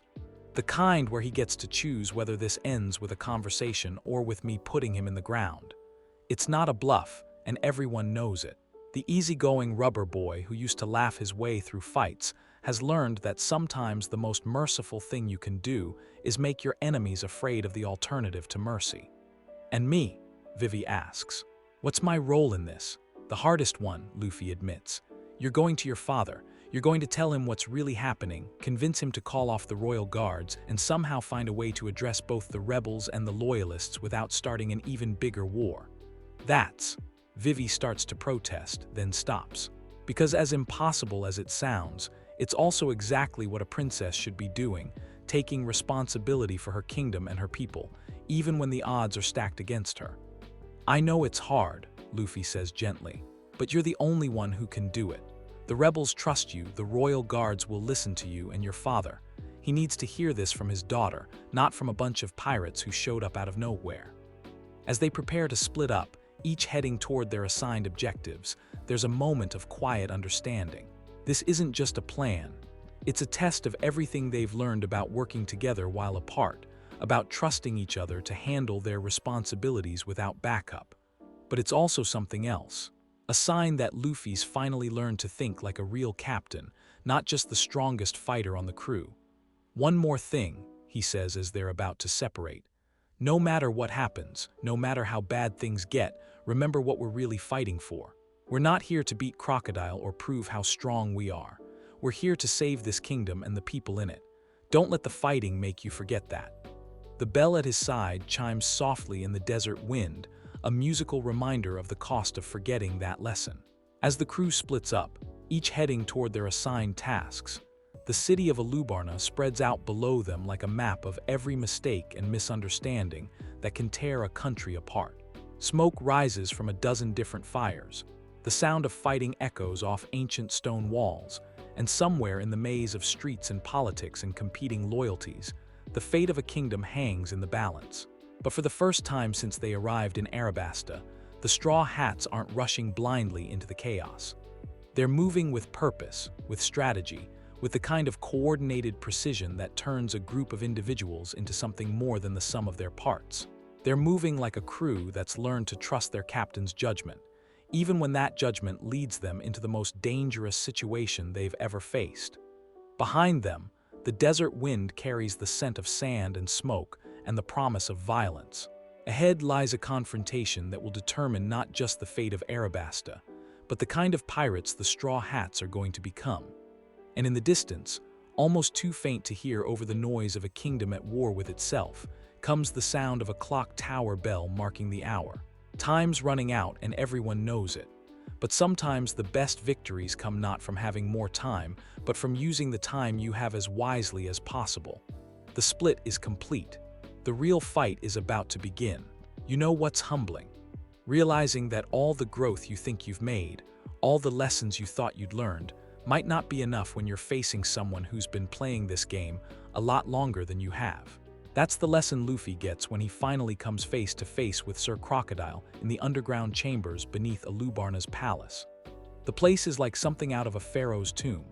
Massive stone corridors carved with hieroglyphs, underground rivers that haven't seen sunlight in centuries, and an atmosphere thick with the weight of history and buried secrets. Crocodile's waiting for him in what looks like a throne room designed by someone with serious megalomaniac tendencies. He's sitting casually on a chair made of sandstone and gold, smoking a cigar with the kind of relaxed confidence that comes from knowing you hold all the cards. "Straw Hat Luffy," he says, not bothering to stand. "I was wondering when you'd find your way here, though I admit I expected you to bring more of your crew. Surely you're not arrogant enough to think you can handle this alone." Luffy looks around the chamber, taking in the strategic positioning, the multiple exits, the way the whole place seems designed to give Crocodile every possible advantage. Then he looks at Zoro, who's standing beside him with the kind of calm readiness that means violence is about to happen. "I'm not here to fight you," Luffy says, and the words surprise even himself. "Not yet, anyway. I'm here to make you an offer." Crocodile actually laughs at that, a sound like sand scraping against glass.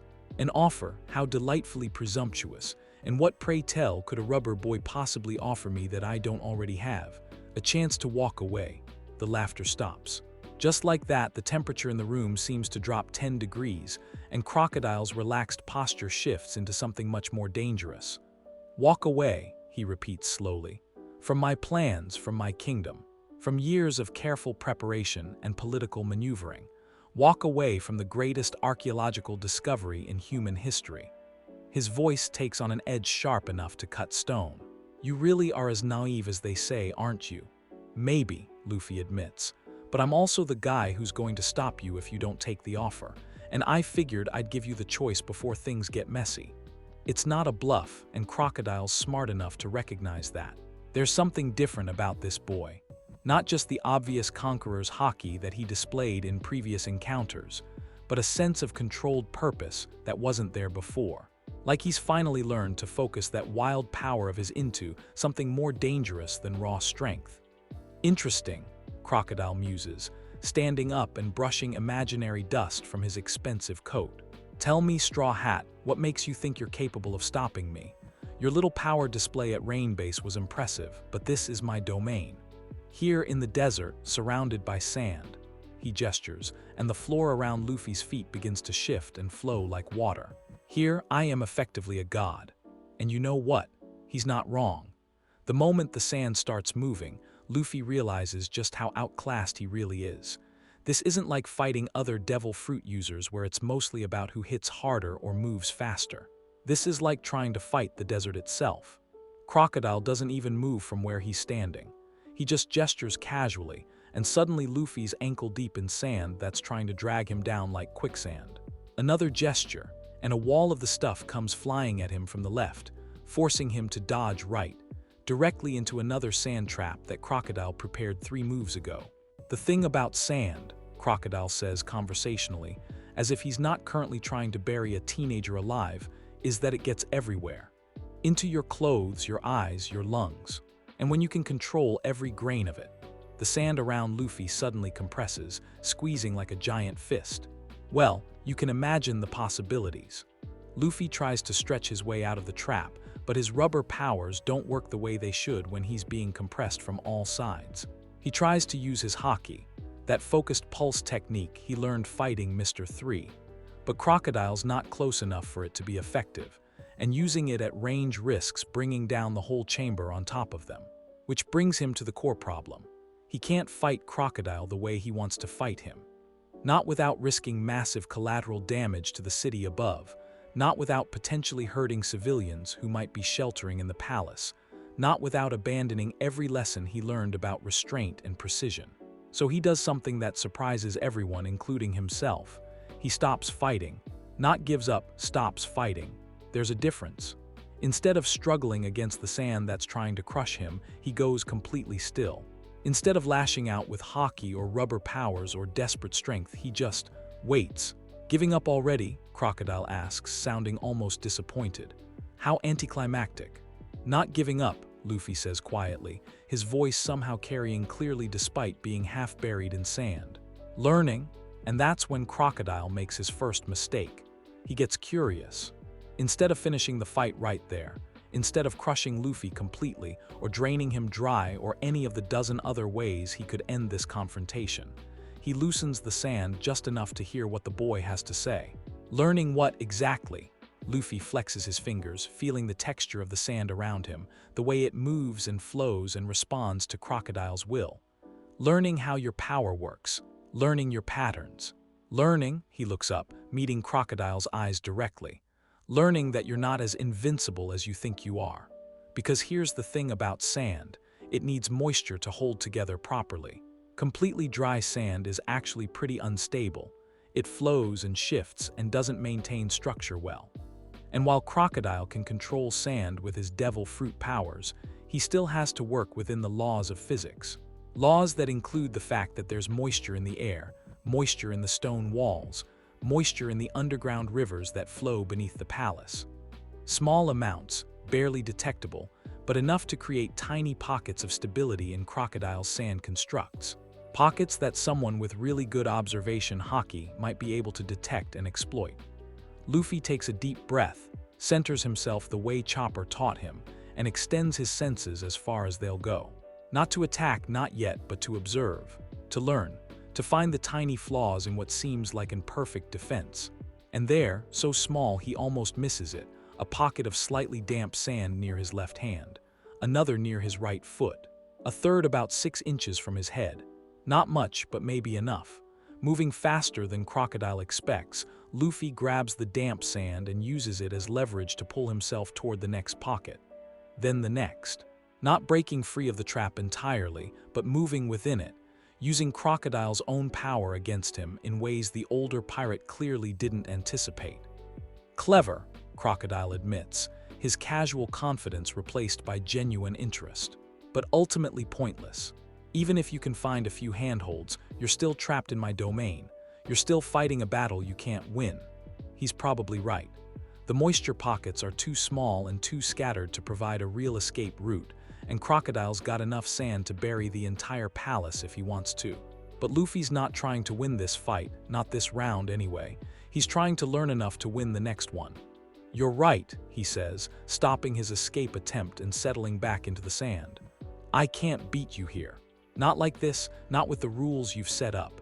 Finally, some wisdom, so you surrender." "Nope."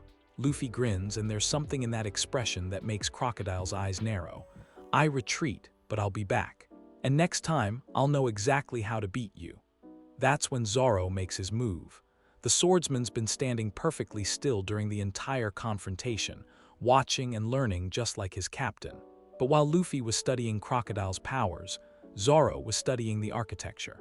The support beams, the load-bearing walls, the places where a precisely placed strike could bring down just enough of the ceiling to create a distraction without collapsing the entire chamber. His sword cuts through stone like it's made of paper, and suddenly there's a ton of debris falling between Luffy and Crocodile. Not enough to hurt anyone seriously, but enough to break Crocodile's concentration and disrupt his sand control for just a few crucial seconds. Luffy uses those seconds to pull himself free and make it to one of the chamber's exits, Zoro right behind him. They're both bloody, exhausted, and thoroughly beaten, but they're alive and they've learned something important. "This isn't over," Crocodile calls after them, making no attempt to pursue. "You can run, boy, but you can't hide. Not from me, not in my desert." "I know," Luffy calls back, pausing at the chamber entrance. "But next time we meet, it won't be in your desert. It'll be on my terms." As they make their escape through the underground tunnels, Zoro glances at his captain with something that might be respect. That was either really smart or really stupid. "Probably both," Luffy admits, touching the bell at his side and letting its chime remind him of the cost of rushing into fights unprepared. "But now we know what we're up against. And more importantly, we know he can be beaten." "How do you figure?" Luffy's grin is fierce and determined and maybe a little bit scary. "Because he let us go. If he was really as invincible as he wants us to think, he would have finished us. The fact that he didn't means he's got weaknesses he doesn't want us to find." Behind them, in the depths of the underground chamber, Crocodile stands alone among his sand constructs, his expression thoughtful. The boy is learning faster than expected, adapting, growing stronger not through raw power but through understanding. It's going to make the next encounter much more interesting, and much more dangerous, for both of them. You know what's weird about enemies? Sometimes the ones who end up helping you the most are the ones who were supposed to kill you in the first place. That's exactly what Luffy's thinking as he stumbles through the underground tunnels beneath Alubarna, bleeding from a dozen cuts and bruises courtesy of his first real encounter with Crocodile's power.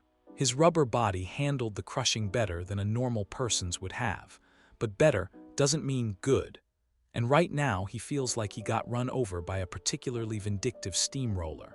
Zoro's not much better off. His clothes are shredded from flying debris, and there's a nasty gash across his forehead that's bleeding into his eyes. But they're both alive, which is more than they had any right to expect after walking into Crocodile's home turf with nothing but determination and a half-formed plan. "Captain," Zoro says, his voice echoing off the stone walls, "we need to find somewhere to regroup. Figure out our next move before I decide whether to kill you or recruit you." The voice comes from the shadows ahead of them, cultured and calm, and belonging to someone who definitely shouldn't be down here. Luffy spins around, his body tensing for another fight despite the fact that he can barely stand, and finds himself face to face with Nico Robin. She's leaning against the tunnel wall with casual elegance, her arms crossed and her expression unreadable. In the dim light filtering down from the palace above, she looks like some kind of ancient statue come to life, beautiful, mysterious, and potentially very dangerous. "Miss All Sunday," Zoro says, his hand moving instinctively toward his swords. "Come to finish what your boss started."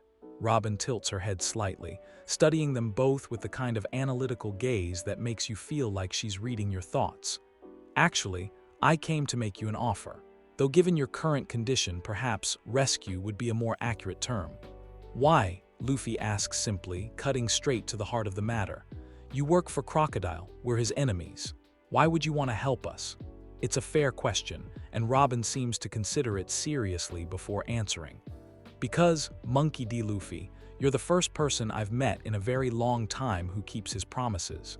And I find myself curious about what kind of world someone like you might create. There's something in her voice when she says it, a weight of history and disappointment and maybe, just maybe, a tiny flicker of hope. Like she spent so long expecting people to disappoint her that finding someone who doesn't is worth taking a risk on. What kind of promise? Luffy asks, though he's pretty sure he already knows the answer. The kind where you protect the people who can't protect themselves. The kind where you don't crush everyone around you just because you have the power to do it. Robin steps closer, and her smile is sharp as a blade. The kind where you choose restraint over dominance, even when dominance would be easier. Luffy touches the bell at his side, letting its soft chime remind him of snow and regret and a little girl who deserved better. You heard about Drum Island. I hear about everything eventually. That's what I do. Robin's expression softened slightly. And what I heard was that you made a mistake that cost a life, and instead of making excuses, you changed how you use your power. Most people with Conqueror's Haki never learn that lesson. They just keep crushing everything in their path until someone stronger comes along to crush them. It's an uncomfortably accurate assessment, and Luffy finds himself wondering just how much Robin really knows about him. About his crew, his goals, his fears. About the weight he carries every time that brass bell chimes in the wind. So what are you offering? Zoro asks, clearly suspicious but willing to listen. Robin gestures toward a side passage that Luffy hadn't even noticed. Information. Supplies, medical attention for your injuries, and perhaps most importantly, a way to beat Crocodile that doesn't involve leveling half of Alubarna in the process. The medical attention part is particularly tempting. Luffy can feel blood seeping through his shirt from where the sand compressed his ribs, and Zoro's head wound looks worse than he's letting on. But accepting help from an enemy, even an enemy offering to switch sides, feels like the kind of decision that could come back to bite them. On the other hand, Robin's right about one thing. They need a way to beat Crocodile that doesn't turn the capital city into a crater. And if she's got information that could help them do that. What do you want in return? Luffy asks. A place on your crew. The answer comes without hesitation, like she's been thinking about it for a while. And a chance to find the one thing I've been searching for my entire life. Which is? Robin's smile becomes enigmatic. The true history of the world. The knowledge that the world government has spent 800 years trying to erase. The reason they put a bounty on my head when I was 8 years old and have been trying to kill me ever since. It's a hell of a thing to drop into casual conversation, but it also explains a lot. Why she's been working with Crocodile despite clearly not sharing his goals. Why she's offering to help them now. Why there's something in her eyes that looks like a woman who's been running her entire life and is finally tired of it. And you think we can help you find it? Zoro asks. I think you're going to find it whether you mean to or not, Robin corrects.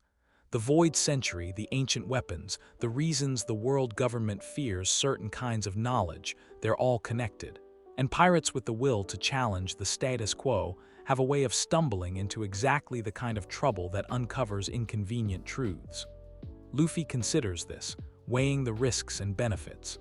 Robin's clearly dangerous. You don't survive as long as she has without being extremely good at violence. But she's also clearly knowledgeable about things they need to understand, and her offer to help beat Crocodile without massive collateral damage is exactly what they need. Most importantly, there's something about her that reminds him of his crew. That sense of someone who's been alone for too long and is ready to trust someone else with their dreams. Okay, he decides. But if you're going to be part of our crew, there are rules. Robin raises an eyebrow. Rules. We don't hurt innocent people. We don't abandon crew members. And we don't use our power to make people's lives worse just because we can. Luffy's voice is steady, serious in a way that makes it clear these aren't suggestions. Can you live with that? I've been living by those rules longer than you might expect, Robin says quietly. It's just that most of the world doesn't see the difference between necessary violence and unnecessary cruelty. It's an answer that satisfies Luffy, apparently, because he extends his hand toward her. Welcome to the crew, Robin.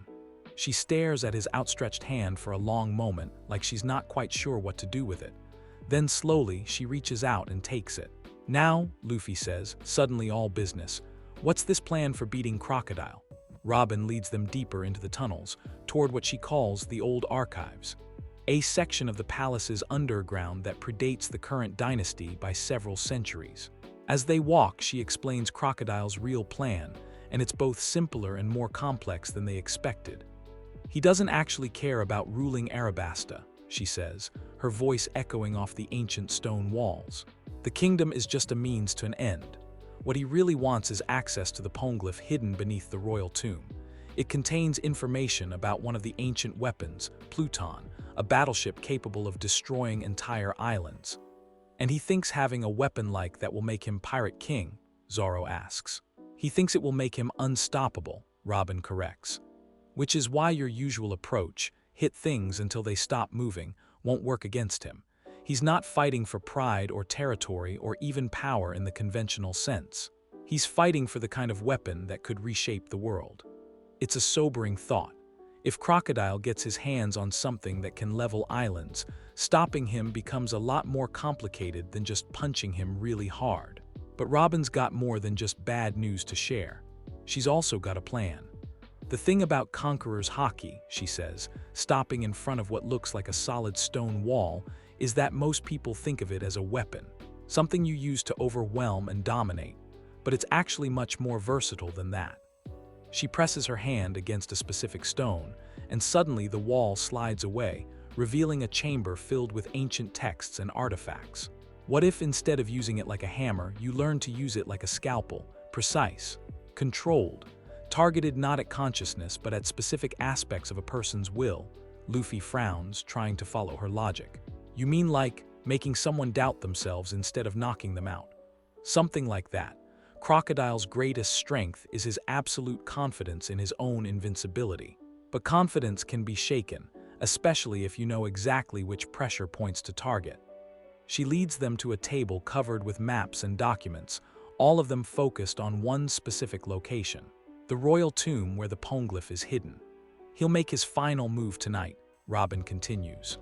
During the chaos of the battle above, while the rebels and loyalists are fighting each other, he'll slip into the tomb and claim his prize. But if we're waiting for him there, it won't be his tomb anymore, Luffy finishes, understanding dawning in his eyes.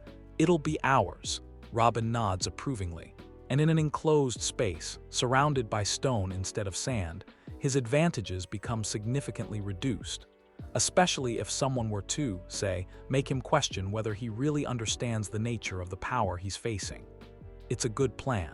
More than good, it's the kind of plan that plays to their strengths while neutralizing Crocodile's advantages. But it's also dangerous in ways that go beyond just the physical confrontation. You're talking about psychological warfare, Zoro observes, messing with someone's head instead of just cutting it off. Sometimes the most effective violence is the kind that doesn't leave physical scars, Robin agrees. Though I suspect, given what I know about your captain, there will be plenty of the conventional kind as well. Luffy's already studying the tomb schematics, his mind working through the tactical possibilities. But there's something else in his expression too, a recognition that this fight is going to require him to use his power in ways he's never attempted before. Ways that might be just as dangerous as the uncontrolled outbursts that killed a little girl in the snow. Can you teach me, he asks Robin, how to use Haki like that? Robin's smile is sharp and approving. I thought you'd never ask. As they prepare for what might be their final confrontation with Crocodile, Luffy can't shake the feeling that everything is building towards something much bigger than just saving Arabasta. The way Robin talks about ancient weapons and void centuries, and the world government's secrets suggests that they're not just fighting for a kingdom. They're fighting for the right to uncover truths that powerful people want to keep buried. But first they have to survive the night. And somewhere above them in the burning streets of Alubarna, a clock tower bell begins to chime the hour, Time's running out and the real battle is about to begin. You know what's terrifying? That moment when you realize someone's been planning your destruction for so long that they've accounted for literally everything you might do to stop them. Every countermove, every backup plan, every desperate last-ditch effort. They saw it coming and prepared accordingly. That's the situation facing the Straw Hats as the sun sets over Alubarna, and the final phase of Crocodile's plan kicks into high gear. While they've been running around the city trying to prevent a civil war, trying to save civilians, trying to uncover the truth behind the kingdom's crisis, he's been orchestrating something much worse than simple political chaos. He's been preparing to level the entire capital. The discovery comes when Robin leads Luffy and Zoro through the underground tunnels toward the royal tomb, following a route that should take them safely around the worst of the fighting. Should being the key word, because about halfway there, they run into Sanji and Usopp, both of whom look like they've been through a blender and are running toward them with the kind of desperate urgency that means something is very, very wrong. "Luffy," Sanji shouts, his usual composure completely shot. "We found it, the bomb, it's huge," Usopp interrupts, his voice cracking with terror. "I mean really, really huge, like goodbye entire city huge. And it's got a timer and the timer is counting down, and we tried to stop it, but it's got all these wires and mechanisms and—" "Slow down," Luffy says, grabbing both of them by the shoulders. "Where is it? How much time do we have?" "Central Plaza," Sanji says, lighting a cigarette with shaking hands. "Hidden in the old clock tower and based on the timer." He checks his watch. "About 45 minutes before this whole place becomes a crater." The silence that follows is the kind that makes your ears ring. 45 minutes. Enough time to maybe, get most of the civilians out of the immediate blast radius, but nowhere near enough time to evacuate the entire city. And that's assuming they can even find a way to warn people without causing a panic that kills more people than the bomb would. "Crocodile's final solution," Robin says quietly, and there's something in her voice that sounds almost like admiration for the sheer ruthless efficiency of it. "Destroy the evidence, eliminate the witnesses, and blame the devastation on the Civil War. By tomorrow morning, he'll be the only authority figure left standing, and everyone will be too grateful for his rescue efforts to ask uncomfortable questions." "Can we disarm it?" Luffy asks. Usopp shakes his head miserably. "It's not just a bomb, it's like a dozen bombs all connected together with the most complicated wiring system I've ever seen. One wrong move and the whole thing goes off early. And even if we could figure out the sequence, there's some kind of backup mechanism that—" "Can we move it?" Zoro interrupts. "It's the size of a small building," Sanji replies, "and probably weighs more than our ship. That leaves one option, and everyone knows it. Someone needs to get that bomb as far away from the city as possible before it goes off. High enough and far enough that the blast won't level everything for miles around. The problem is that someone probably isn't coming back." "I'll do it," Luffy says immediately, because of course he does. "I'm the captain, it's my— No." The voice comes from an unexpected source, Vivy, emerging from a side tunnel with Chopper beside her. Both of them look exhausted and covered in dust, but there's a determination in Vivy's eyes that stops Luffy's protest before he can make it. "You're needed for Crocodile. If anyone's going to stop him from getting to the Poneglyph, it has to be you. Besides," she adds with a sad smile, "I know someone who can handle this." That's when they hear the sound of massive wings beating overhead and a shadow passes over the tunnel entrance. Through the gaps in the stone ceiling, they can see a figure circling the clock tower. Large, powerful, and moving with the kind of purposeful grace that suggests a plan in motion. "Pell," Vivy whispers, and suddenly Luffy understands what she's thinking. The Falcon of Arabasta, guardian of the royal family. Someone with the speed and strength to carry a bomb far enough away from the city to save lives, even if it costs him his own. "He volunteered," Vivy continues, her voice steady despite the tears in her eyes. "When we realized what Crocodile was planning, he said it was his duty as a guardian, his honor as a soldier, his—" she stops, swallowing hard, "his privilege as someone who swore to protect this kingdom." And that's when the real horror of the situation becomes clear. This isn't just about stopping a bomb. It's about choosing who lives and who dies, about weighing the life of one brave man against the lives of hundreds of thousands of innocent people. It's the kind of choice that breaks heroes and haunts the people who have to make it. There has to be another way, Luffy says desperately, his mind racing through possibilities. What if I use my Haki to knock everyone unconscious? Get them all to sleep through the blast? 45 minutes isn't enough time to reach everyone in the city, Robin points out gently. And even if you could, unconscious people still die in explosions. What if we, Usopp starts to suggest, then stops? Because they all know there isn't another way. Sometimes the math is just that simple. One life to save thousands, and no amount of cleverness or determination or last-minute heroics can change the arithmetic. That's when they hear it, a new sound mixing with the beating of wings overhead. Engines. Multiple engines getting closer fast. Marines, Zoro identifies, his hand moving instinctively to his swords. But when the first ship appears in the gap of sky visible through the tunnel entrance, it's not flying marine colors. It's flying something else entirely. White flags with geometric patterns that make Robin's face go pale. Cypher Paul, she breathes. They're not here to help. They're here to make sure there are no survivors to tell inconvenient stories. And suddenly, the situation goes from terrible to impossible. Not only is there a bomb about to level the city, but there are government agents actively working to prevent anyone from escaping or getting help.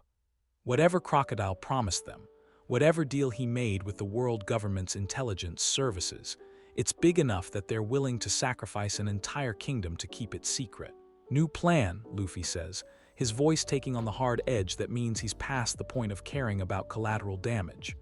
Sanji, Usopp, get to the plaza and help with civilian evacuation. Robin, you and Chopper find whatever evidence we can about Cypher Paul's involvement and make sure it survives even if we don't. Zoro, you're with me. And Pell, Vivy asks quietly. Luffy looks up through the tunnel entrance, where the Falcon Guardian is still circling the clock tower with mechanical precision, waiting for the right moment, preparing to make the kind of sacrifice that songs are written about and survivors never forget. Pell does what he thinks is right, Luffy says finally, and we make sure his sacrifice means something. It's not a perfect answer. Hell, it's not even a good answer. But sometimes the best you can do is make sure the people who die for your cause die for something worthwhile. As the crew splits up once again, each heading toward their assigned disasters, each knowing they might not see the others again, Luffy touches the bell at his side and listens to its soft chime in the desert wind. 40 minutes until the bomb goes off. Somewhere above them, a brave man prepares to fly into the sun to save a kingdom. And somewhere below them, in the depths of the royal tomb, an ancient evil waits to claim a weapon that could reshape the world. The clock is ticking, and there's no time left for anything but the choices that define who you really are when everything else is stripped away. Luffy looks at Zoro, and his first mate nods grimly. They both know what they're walking into. They both know the odds. But they also know that sometimes the most important battles aren't the ones you can win. They're the ones you can't afford to lose. Above them, Pell's wings beat steadily against the darkening sky, carrying him toward a destiny written in fire and sacrifice. The endgame has begun. You know what's worse than watching someone you care about fly toward certain death? Watching them fly toward certain death while knowing that stopping them means condemning thousands of innocent people to the same fate. That's the position Vivy finds herself in as she stands in the central plaza of Alubarna, watching Pell circle the clock tower with the kind of methodical precision that means he's already made his peace with what comes next. Around her, the city is in chaos. Rebels and loyalists still fighting each other in the streets. Civilians running for cover from both the violence and the Cypher Paul agents who seem determined to prevent anyone from escaping. And in the middle of it all, a bomb big enough to level everything for miles around, counting down with mechanical indifference. 37 minutes and 18 seconds. 37 minutes and 17 seconds. 37 minutes and 16 seconds. Princess, Captain Karoo says, his voice barely audible over the noise of the fighting, we need to get you to safety. If that bomb goes off, there won't be anywhere safe, Vivy interrupts, her eyes still fixed on the circling falcon above. Not for me, not for anyone. This is where I need to be, with my people, when they need me most. It's the right thing to say, the noble thing, the kind of sentiment that makes people write songs about princesses who chose duty over safety. But it's also incredibly stupid, and everyone within earshot knows it, including her.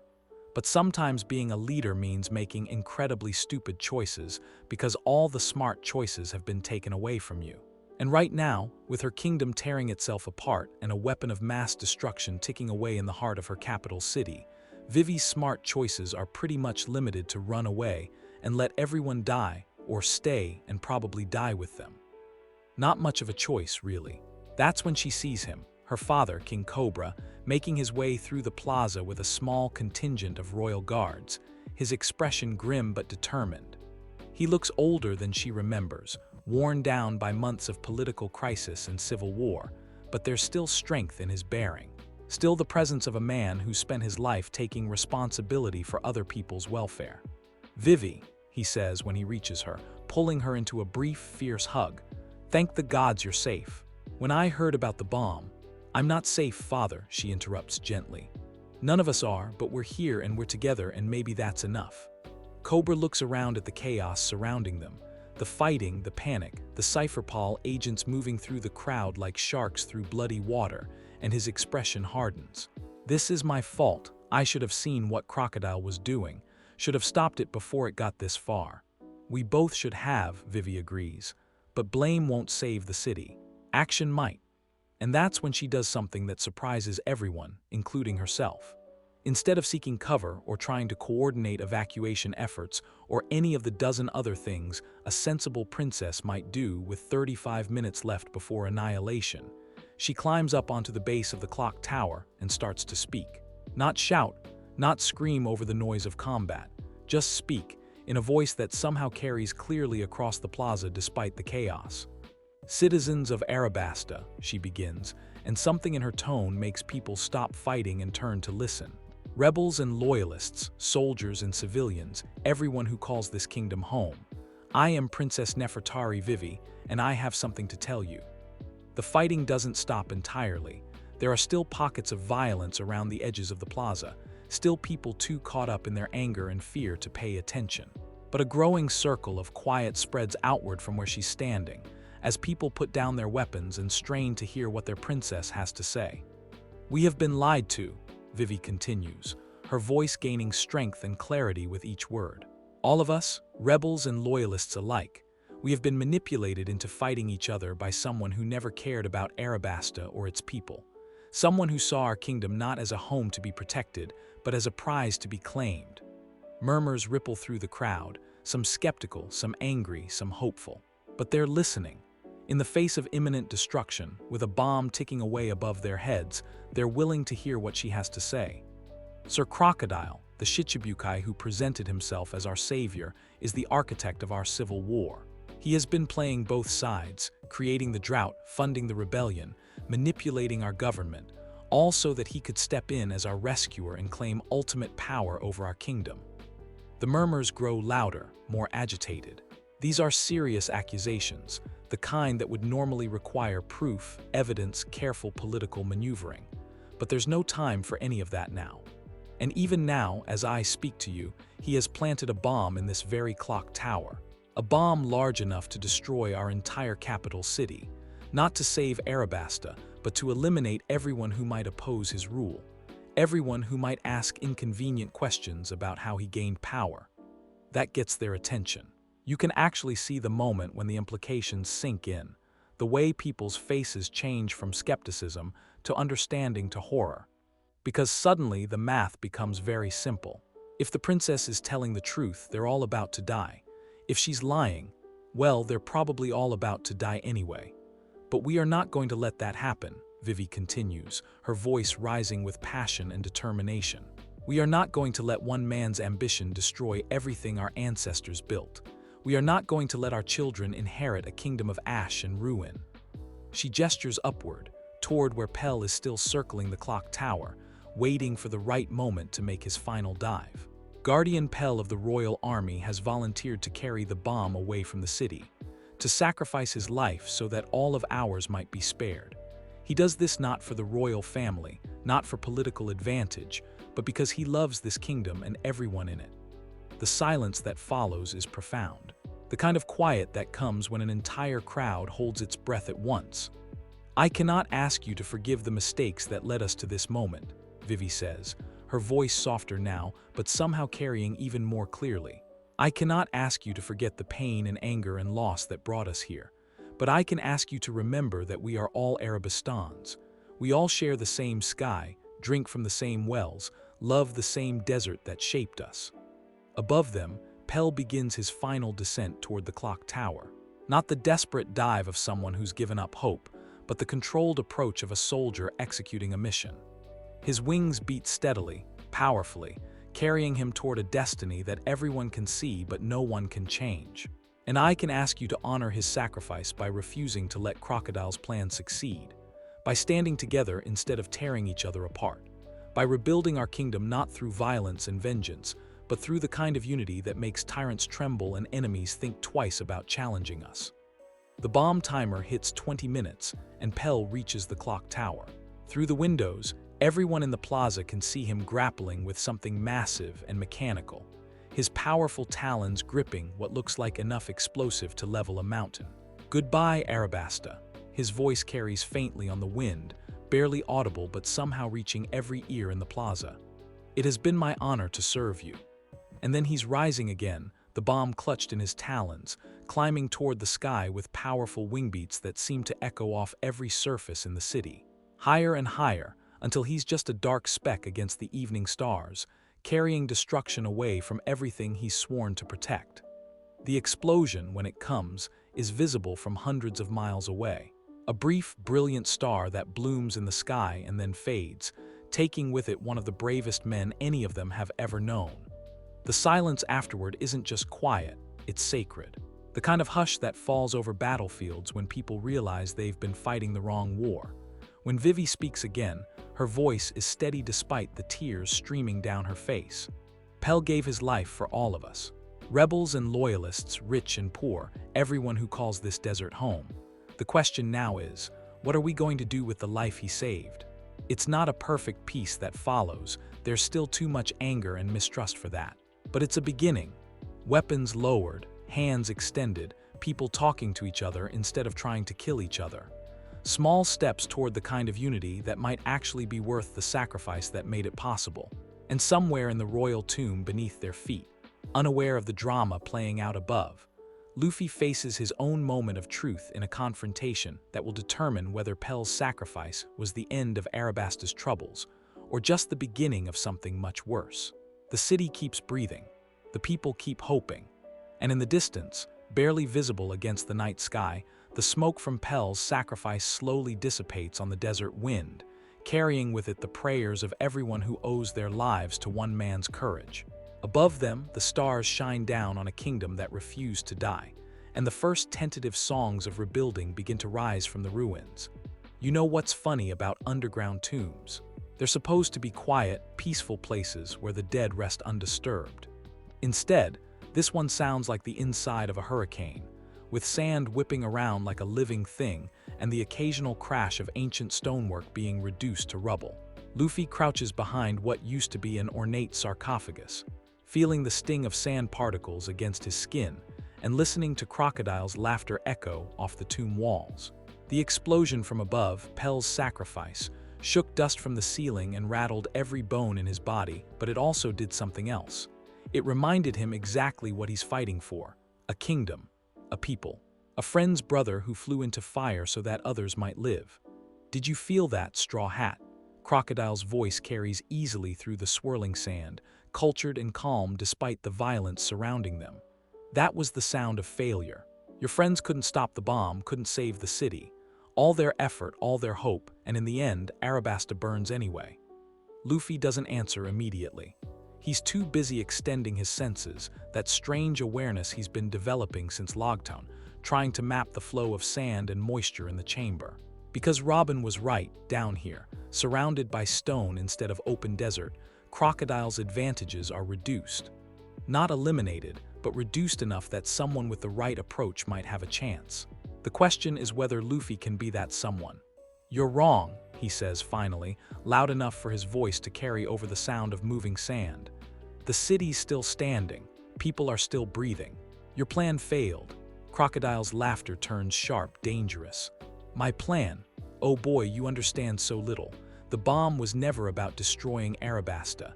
It was about demonstrating the consequences of defying me, about showing the survivors exactly what happens to kingdoms that refuse my protection.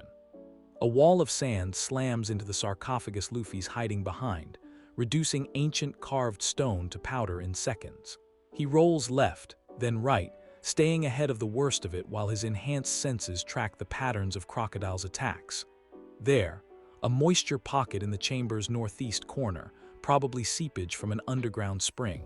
And there, another one near the entrance, where rain from the surface has been trickling down for decades. Small advantages, but maybe enough. And besides, Crocodile continues, his voice coming from everywhere and nowhere as he moves through the sand like it's his natural element. Even if the bomb didn't level the city, it served its purpose. It eliminated one of the kingdom's greatest protectors. Tell me, how does it feel to know that your righteousness killed Pell just as surely as if you'd planted the bomb yourself? The words hit harder than any physical attack could, because there's truth in them, ugly, uncomfortable truth. If they hadn't come to Arabasta, if they hadn't interfered with Crocodile's plans, would he have needed to use the bomb? Would Pell still be alive? For a moment, doubt creeps in. The kind of second guessing that can get you killed in a fight against someone who doesn't have any doubts at all. But then Luffy touches the bell at his side, lets its soft chime remind him of snow and graves and promises made to the dead. And suddenly the doubt transforms into something else. Not certainty, exactly, but purpose. The understanding that sometimes good people die because evil people force impossible choices, and the only way to honor their sacrifice is to make sure it means something. You're right, Luffy says, stepping out from behind cover and facing Crocodile directly. People got hurt because we interfered. Good people. People who deserved better. Crocodile materializes out of the sand about 20 feet away, his golden hook gleaming in the dim light filtering down from above. Finally, some wisdom. Perhaps now you'll. But they got hurt because you put them in danger in the first place, Luffy continues, cutting him off. Because you turned their kingdom into a weapon against them. Because you made their choices submit or die, and then acted surprised when some of them chose to fight. The temperature in the chamber seems to drop. Sand begins swirling faster, forming shapes that look almost like serpents or tentacles, all of them oriented toward where Luffy's standing. You killed Pell, Luffy says, his voice steady and cold. You killed him just as surely as if you'd stuck that hook through his heart. And you know what? I'm going to make you pay for it. The attack comes from all sides, walls of sand, spears of compressed particles, a dozen different manifestations of Crocodile's power, all designed to overwhelm and crush. But this time, Luffy's ready for it. Instead of trying to dodge everything or power through with brute force, he does something different. He reads the sand. Every grain has to come from somewhere, has to follow the laws of physics even when controlled by a devil fruit power. And physics means patterns, predictable flows and concentrations that someone with really good observation skills might be able to track and exploit. Duck left, there's a dry channel where the sand is thinner. Step right, there's moisture in the wall that makes the sand clump instead of flow. Roll forward, there's a gap in Crocodile's awareness where he's focused on maintaining 3 different attacks at once. It's like a deadly dance, and for the first time since their fight began, Luffy feels like he knows the steps. But reading the patterns is only half the battle. The other half is doing something about them. Buso Haki, Luffy whispers, coating his fists with the invisible armor he's been practicing since Drum Island. Not the wild, overwhelming force he used to rely on, but something more precise, more surgical. He waits until Crocodile commits to a particularly complex attack, sand forming into a massive hand designed to crush everything in a 20-foot radius, and then he moves. Not toward safety, but toward the source. Following the flow of particles back to their origin, tracking the concentration of power back to its wielder. His fist connects with something solid, Crocodile's real body, materialized just long enough to direct the attack, and the sound of impact echoes off the tomb walls like thunder. Crocodile staggers backward, his eyes wide with something that might be surprise or might be the first flicker of actual concern. Impossible. You can't have. I can't have learned to hit you, Luffy interrupts, flexing his fingers and feeling the familiar tingle of Haki flowing through his arms. Yeah, I thought that too. Turns out I was wrong. The sand around them settles slightly, no longer maintained by Crocodile's complete confidence in his invincibility. Not a lot. He's still incredibly dangerous, still fighting in an environment that favors him heavily, but enough to shift the balance of power just slightly in Luffy's direction. You've been making the same mistake this whole time, Luffy continues, circling slowly and keeping his enhanced senses extended. You think power is about being untouchable, about putting yourself so far above everyone else that they can't reach you, but that's not power, that's just fear. Another attack comes, spears of compressed sand launched from 3 different angles. But this time Luffy can see them coming, can track the moisture patterns that betray their trajectories, can dodge with the kind of precision that comes from understanding rather than just reacting. Real power, he says, darting between the attacks and closing distance, is knowing you can be touched and choosing to fight anyway, is caring about something more than you care about your own safety. His second punch lands clean, Haki-enhanced knuckles connecting with Crocodile's ribs and sending the Shichibukai sliding across the tomb floor. Not a knockout blow, not even close, but enough to prove that the untouchable man can indeed be touched. Real power, Luffy continues, pressing his advantage but staying aware of the sand still swirling around them, is being willing to bleed for something that matters. And that's when Crocodile makes his first serious mistake of the fight. Instead of adapting his strategy, instead of acknowledging that the rules of engagement have changed, he gets angry.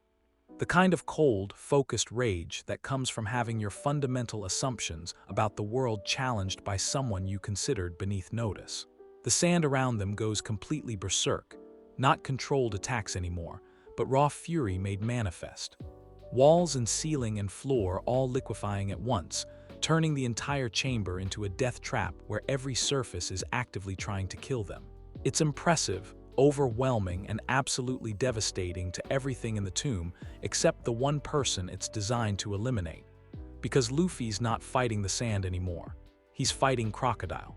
And Crocodile, for all his power and experience and tactical brilliance, has just made the mistake of letting his emotions control his abilities instead of the other way around. Round 2 goes to me, Luffy says, his voice barely audible over the chaos of moving sand. But we're not done yet, are we? The look in Crocodile's eyes suggests that no, they are definitely not done yet.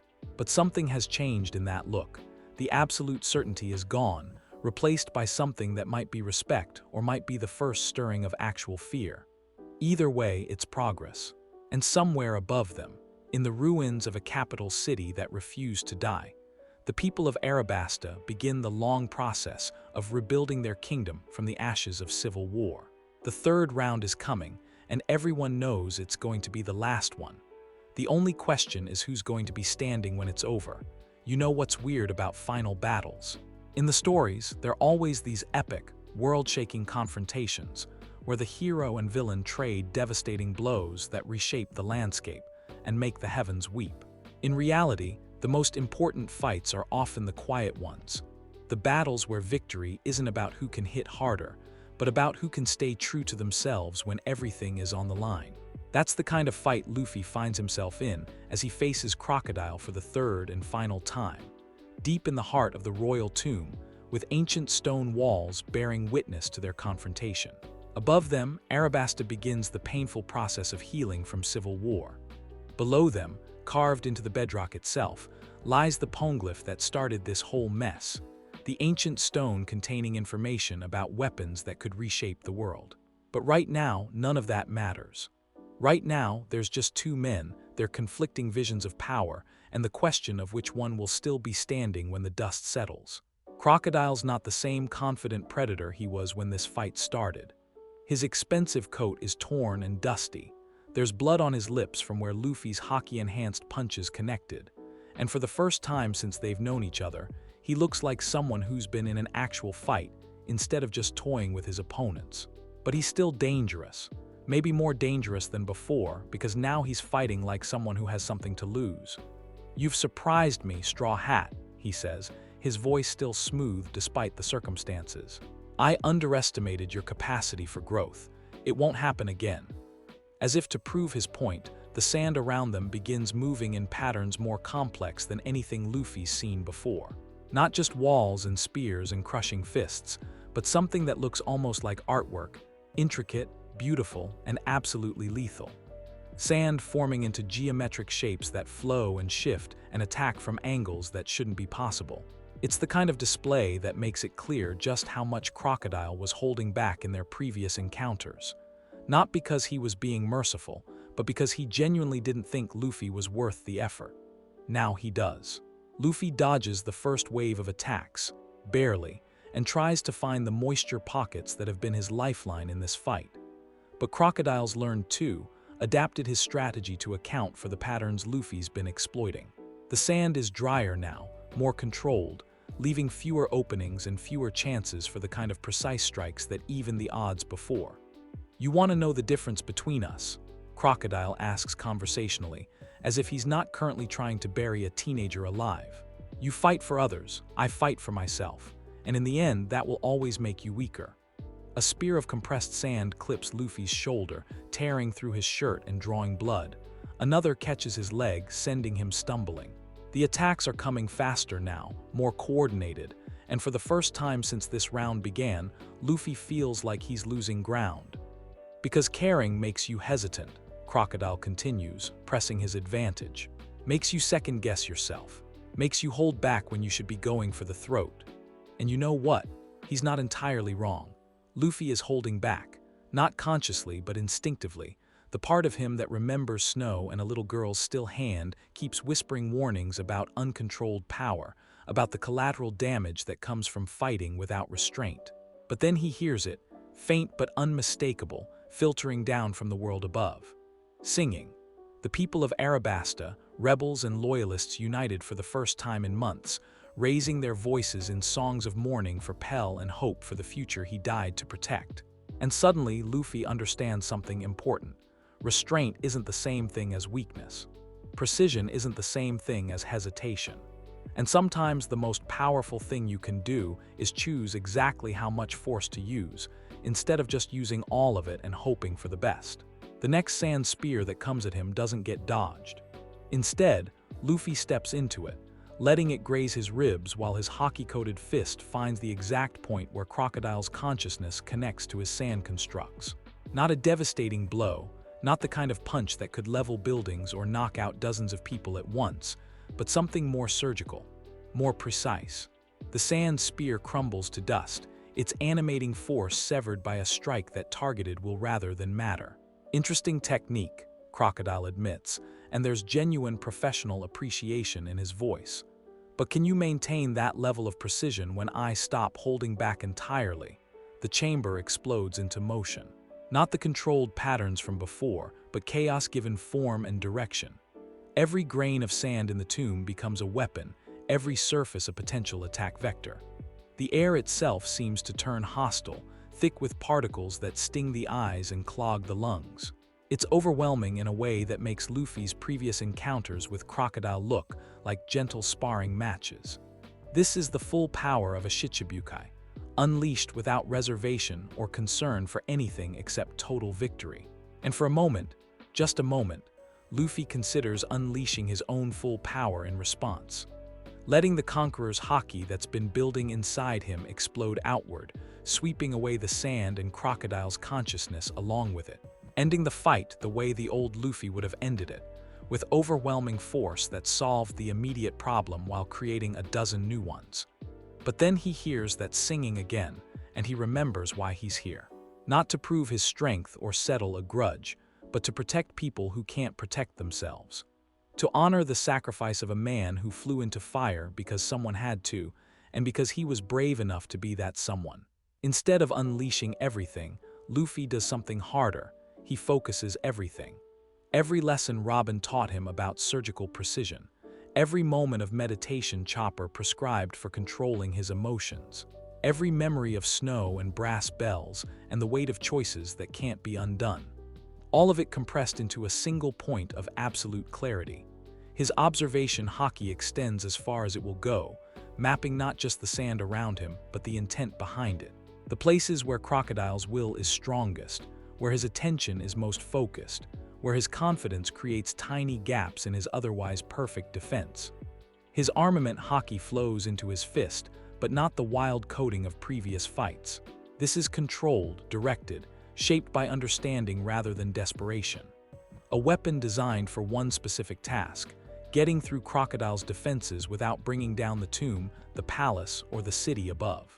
And when he moves, it's not with the frenzied energy of someone fighting for his life, but with the calm purpose of someone who knows exactly what needs to be done and exactly how to do it. The punch connects clean, Haki meeting flesh and bone, and the fundamental arrogance that convinced Crocodile he was untouchable. The sound of impact is surprisingly small, not the thunderclap of overwhelming force, but the sharp crack of precision meeting its target. Crocodile's eyes widen in something that might be surprise or might be understanding. Then they roll back, and he collapses to the ancient stone floor, unconscious but breathing. The sand settles around them like snow. For a moment, the only sound in the tomb is Luffy's labored breathing and the distant echo of singing from above. Then, slowly, he becomes aware of pain. His left ear is ringing in a way that suggests the hearing damage from pushing his Haki too hard, and there's a tremor in his right hand that probably isn't going away anytime soon. The cost of precision, the price of choosing restraint over overwhelming force. But as he looks down at Crocodile's unconscious form, as he listens to the songs of hope and rebuilding filtering down from the city above, Luffy knows it was the right choice. The only choice that honors Pell's sacrifice and the trust of everyone counting on him to be better than just another powerful person with poor impulse control. The fight is over. Arabasta is safe. And somewhere in the distance, barely audible but unmistakably real, comes the sound of a kingdom learning to breathe free again. Victory tastes like sand and blood, and the bitter satisfaction of promises kept to the dead. It's not the triumph the stories promised, but it's the one that matters. And sometimes, that's enough. You know what's really satisfying? That moment when someone you've been chasing for months, someone you've built up in your head as either a dangerous criminal or a reckless fool, turns out to be exactly the kind of person you'd want watching your back in a crisis. That's the realization hitting Captain Smoker as he stands in the ruins of Alubarna's central plaza, watching his Marines help with disaster relief while Cypher Pol agents argue with him about operational parameters and acceptable losses. The city's still standing, the people are still breathing, and despite everything that could have gone wrong, the Straw Hat Pirates somehow managed to save a kingdom without leveling it in the process, which makes the conversation he's having with the CP0 auditor, a man in a white suit whose name he doesn't know and whose face he's never seen, all the more infuriating. The situation is contained, the auditor says, his voice filtered through one of those masks that makes everyone sound like they're speaking from the bottom of a well. Crocodile has been neutralized, the civil war has ended, and order is being restored. Your role in this operation is complete, Captain. Smoker takes a long drag from his cigars, both of them, because this conversation is going to require extra nicotine, and studies the scene around them. His Marines are setting up medical stations for the wounded. The local population is working together to clear debris and search for survivors. Princess Vivy is coordinating relief efforts with the kind of competence that suggests she's going to be a hell of a queen someday. And scattered throughout the plaza, barely visible unless you know what to look for, are Cypher Pol operatives taking photographs, collecting evidence, and generally making sure that the official record of these events reflects whatever story the world government wants to tell. Complete how? Smoker asks finally. Because from where I'm standing, it looks like we've got a lot of cleanup left to do. The cleanup is not your concern. Your orders are to pursue the Straw Hat Pirates, who were last seen fleeing the scene of extensive property damage and multiple assaults on government personnel. There's something in the auditor's tone that makes Smoker's jaw clench. Not just the usual bureaucratic dismissiveness, he's used to that, but something colder, more calculating, like they're discussing inventory management instead of the lives of the people working around them. Fleeing the scene, Smoker repeats slowly. Is that what we're calling it when someone saves an entire kingdom from destruction? We're calling it what it is, piracy, criminal activity that threatens the stability of world government member nations. The auditor turns slightly, his masked face somehow managing to convey condescension despite being completely expressionless. Surely you're not suggesting that unauthorized violence against a Shichibukai should be overlooked simply because the results were fortuitous. And that's when Smoker realizes what's really happening here. This isn't about justice or law enforcement or protecting innocent people. This is about narrative control, about making sure the official story reflects world government interests rather than inconvenient facts. Fortuitous, he says, his voice dropping to the kind of quiet that means violence is about to happen. You mean the part where they stopped a civil war, exposed a conspiracy against a member nation, and prevented a weapon of mass destruction from leveling a major city? That kind of fortuitous. I mean the part where unauthorized actors interfered with a delicate political situation in ways that could have destabilized the entire region. The auditor's voice remains perfectly calm, perfectly professional. The world government's position on such interference is well established. Around them, the relief work continues. A group of former rebels and former loyalists are working together to move debris from a collapsed building. A Marine medic is treating a civilian's injuries while her child watches nervously from behind her skirts. In the distance, someone started playing music, nothing elaborate, just a simple melody that seems to help people work together. It's the kind of scene that makes you remember why you became a Marine in the first place. The reason you swore to protect and serve, instead of just following orders and collecting paychecks. Let me make sure I understand this correctly, Smoker says, dropping his cigars and grinding them under his boot. You want me to arrest the people who saved this kingdom. You want me to ignore the evidence of Crocodile's crimes because it might be politically inconvenient. And you want me to file a report that makes the world government look good regardless of what actually happened here. I want you to do your job, Captain, which is to enforce the law as defined by your superiors, not to make policy decisions based on personal sentiment. That's when Smoker does something that surprises everyone within earshot, including himself. He laughs. Not the bitter, cynical sound you might expect from someone who's spent years watching politics corrupt justice, but something genuinely amused. Like he's just heard the punchline to a joke he's been waiting for his whole career. You know what's funny, he says, still chuckling as he looks around at the Marines under his command.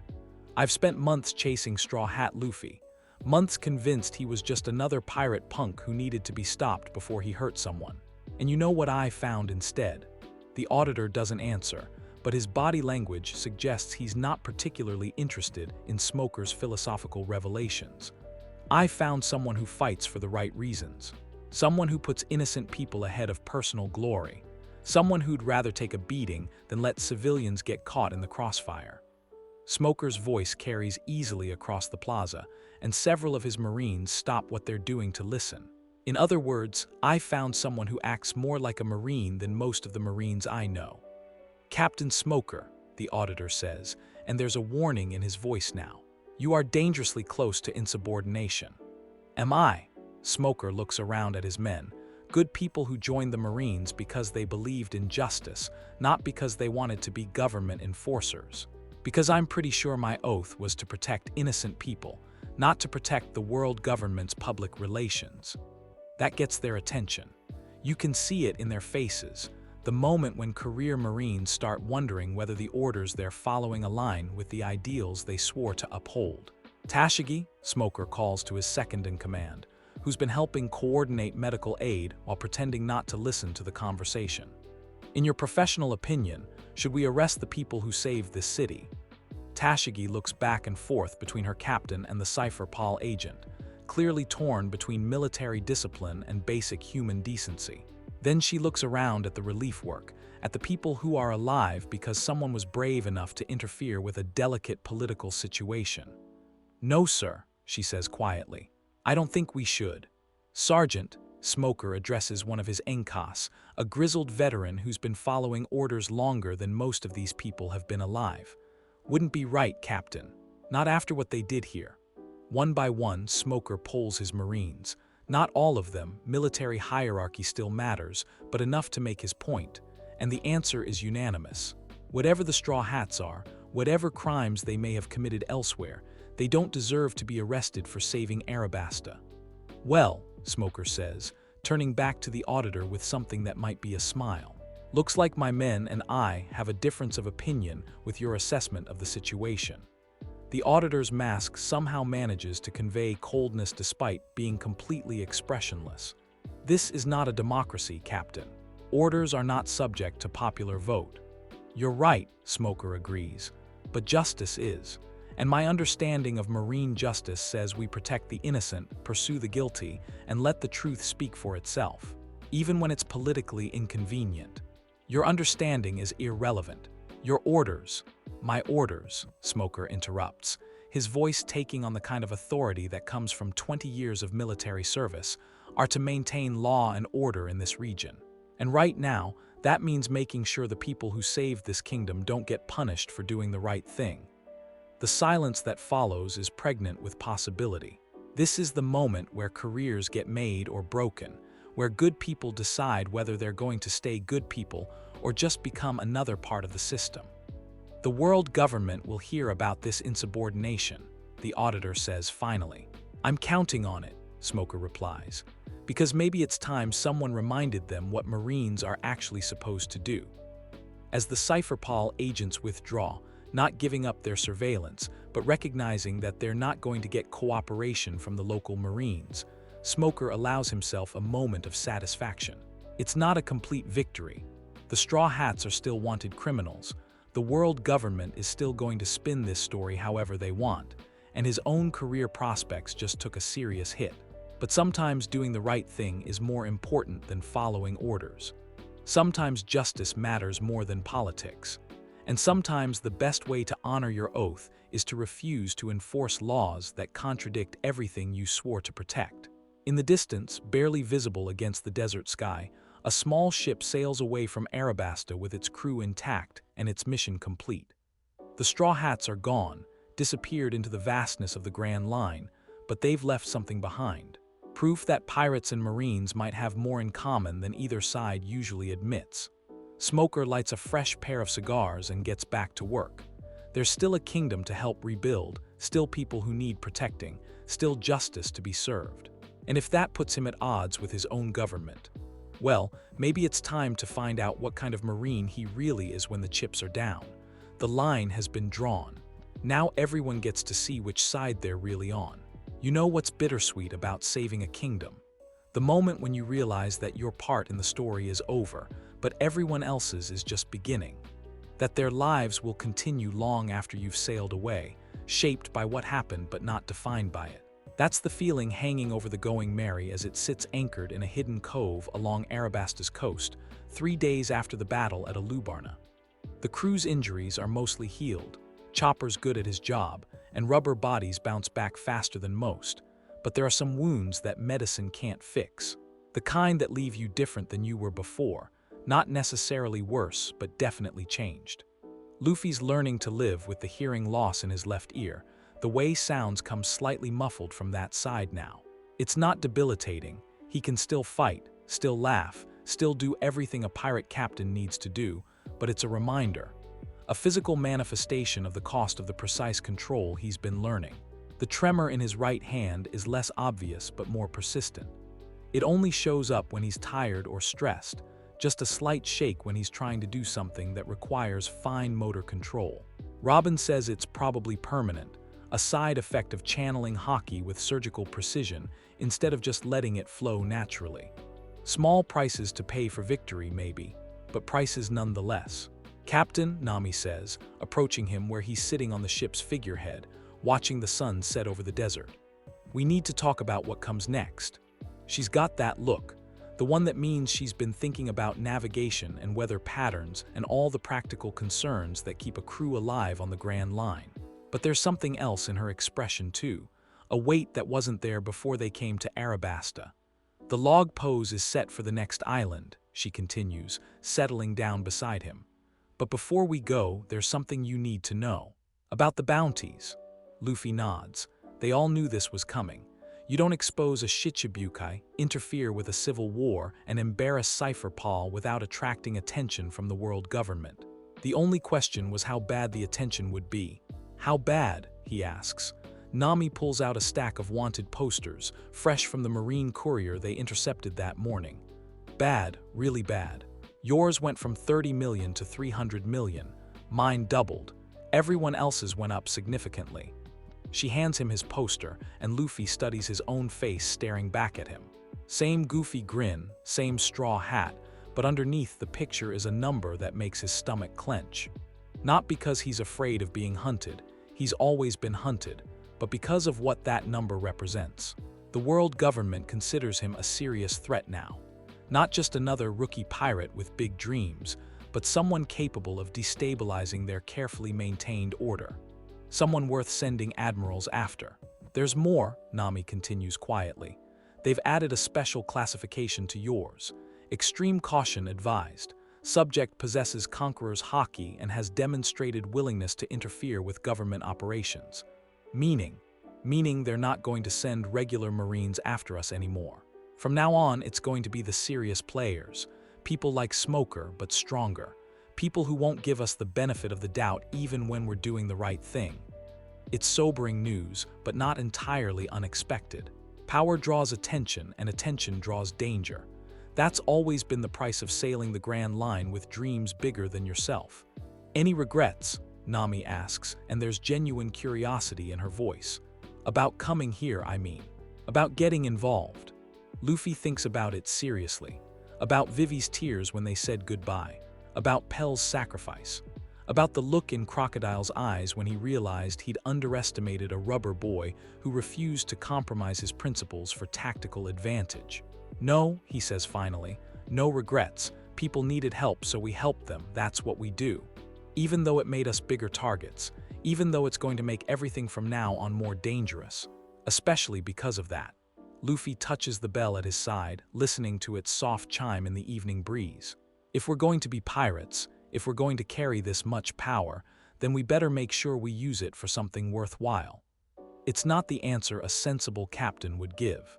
A sensible captain would be worried about crew safety, about the increased difficulty of their journey, about all the complications that come with being taken seriously by the world government. But Luffy's never been a sensible captain, and his crew wouldn't follow him if he was. What about Robin? Nami asks, glancing toward where their newest member is sitting with Chopper, apparently explaining some of the hieroglyphs they saw in the royal tomb. She's got an even bigger bounty than yours. Associating with us is going to make her life more dangerous, not less. Did you ask her about it? She said she's been hunted her entire life. A little more danger in exchange for the chance to find what she's looking for. It's a trade she's willing to make. They sit in comfortable silence for a while, watching the colors change as the sun sinks toward the horizon. In the distance, they can see the lights of Alubarna starting to twinkle as the capital city settles into what might be its first peaceful evening in months. You know what the really crazy part is? Nami says eventually. I think we actually did it. I think we actually saved a kingdom. Okay, fine. You and your stupid willingness to stick your neck out for people you barely know. But she's smiling when she says it. Though I still think you're going to get us all killed someday with that attitude. Probably, Luffy agrees cheerfully. But what a way to go right.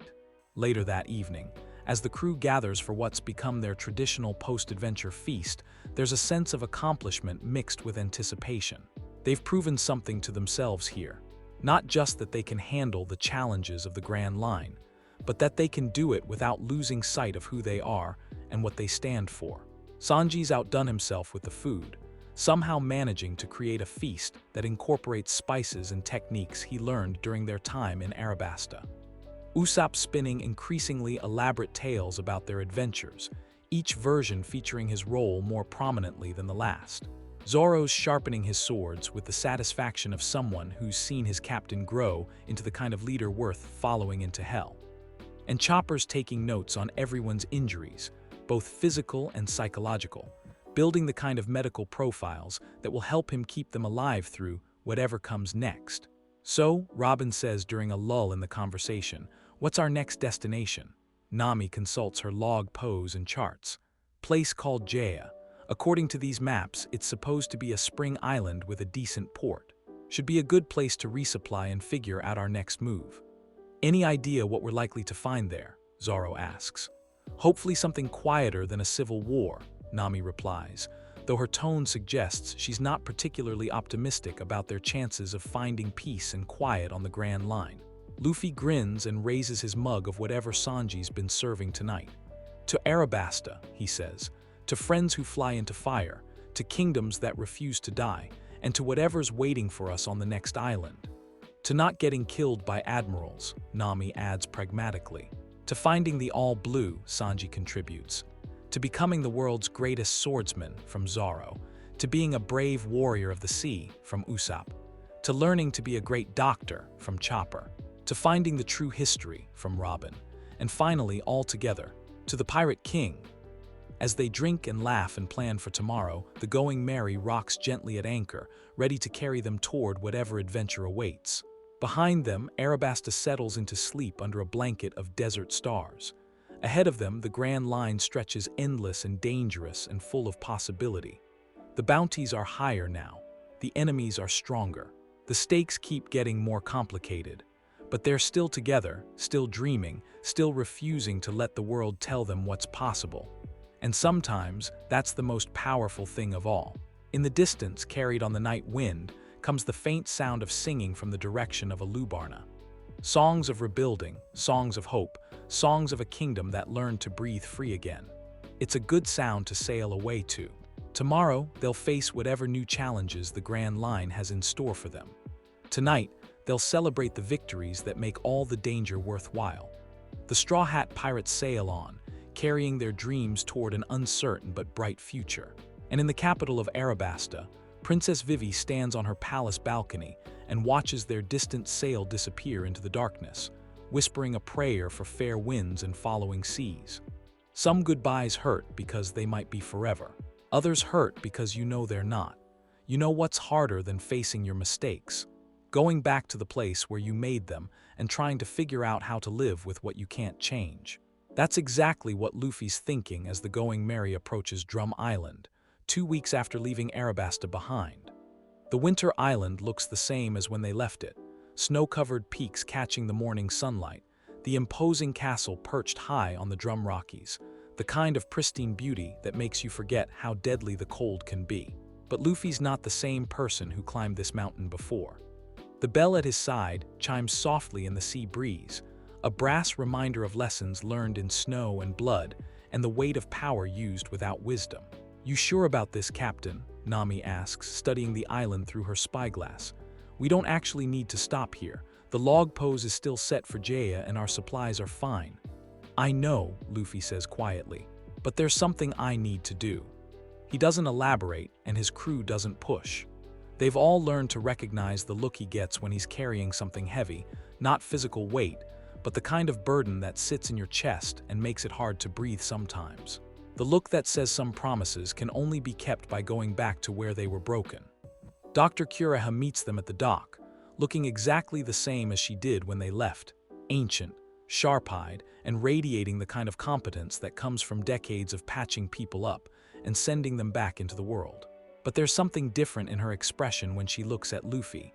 Not quite approval, but maybe the beginning of respect. "So," she says without preamble, "the rubber boy returns. Come to see if you've learned anything, or are you still the same reckless child who thinks good intentions excuse poor execution?" It's a harsh greeting, but Luffy doesn't flinch from it. If anything, he seems to expect it. "I came to keep a promise," he says simply, "and to say goodbye properly this time." Kureha studies him for a long moment, taking in the new scars, the way he favors his right hand slightly, the careful way he moves that suggests someone who's learned to think before acting. "Well," she says finally, "at least you look like you've been paying attention. Come on then. Let's see what you've learned." The grave is exactly where Luffy left it, a small mound of stones in the castle's quiet garden, marked with a simple wooden cross and the words Yuki, she wanted to heal the world. Snow has fallen since their last visit, covering everything in a fresh blanket of white that makes the whole place look peaceful and clean. But Luffy knows better than to trust appearances. Some stains don't wash away just because you can't see them anymore. He kneels in the snow beside the grave, his crew giving him space but staying close enough to offer support if he needs it. The brass bell he's carried since that terrible day chimes softly as he moves, a sound that seems to echo off the mountain peaks. "Hey Yuki," he says quietly, his breath forming clouds in the cold air. "I told you I'd come back, that I'd tell you about what happened after I failed you." The wind picks up, making the snow swirl around them like tiny dancers. Somewhere in the distance, he can hear the sound of the castle's medical ward doctor, Kureha and Chopper working together to help people who need healing. Life going on the way it always does, even in the shadow of loss. "We saved Arabasta," Luffy continues, his voice barely audible over the wind. "There was a civil war and a bad man trying to destroy everything, and there was another bomb, a big one, big enough to level a whole city." He pauses, struggling with words that feel too small for what he's trying to express. How do you explain growth to someone who will never have the chance to grow? How do you apologize for learning lessons at the cost of the person who should have benefited from them? Someone died to stop it, a good man named Pell. He flew the bomb away from the city, high enough that when it exploded, it didn't hurt anyone else. He saved hundreds of thousands of people. Luffy's voice catches slightly. "Just like I should have saved you." That's when Chopper approaches, moving carefully through the snow with the kind of reverence you show in sacred places. He's carrying something, a small wooden box that looks like it was carved with infinite care and attention to detail. "Luffy," he says softly, "I made something, for her, for both of you really." He opens the box to reveal a second bell, not brass like the one Luffy carries, but carved from wood and polished to a warm glow.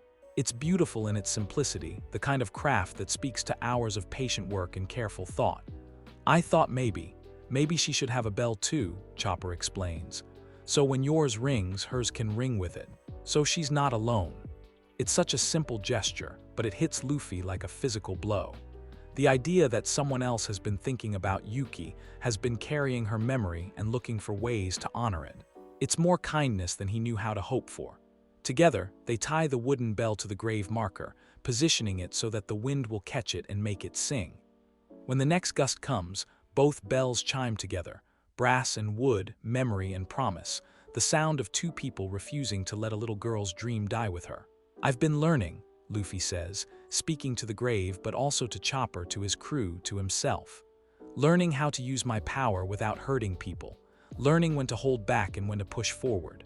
Learning that being strong enough to protect people means being smart enough not to hurt them in the first place." The bells chime again, a soft harmony that seems to carry his words up toward the mountain peaks.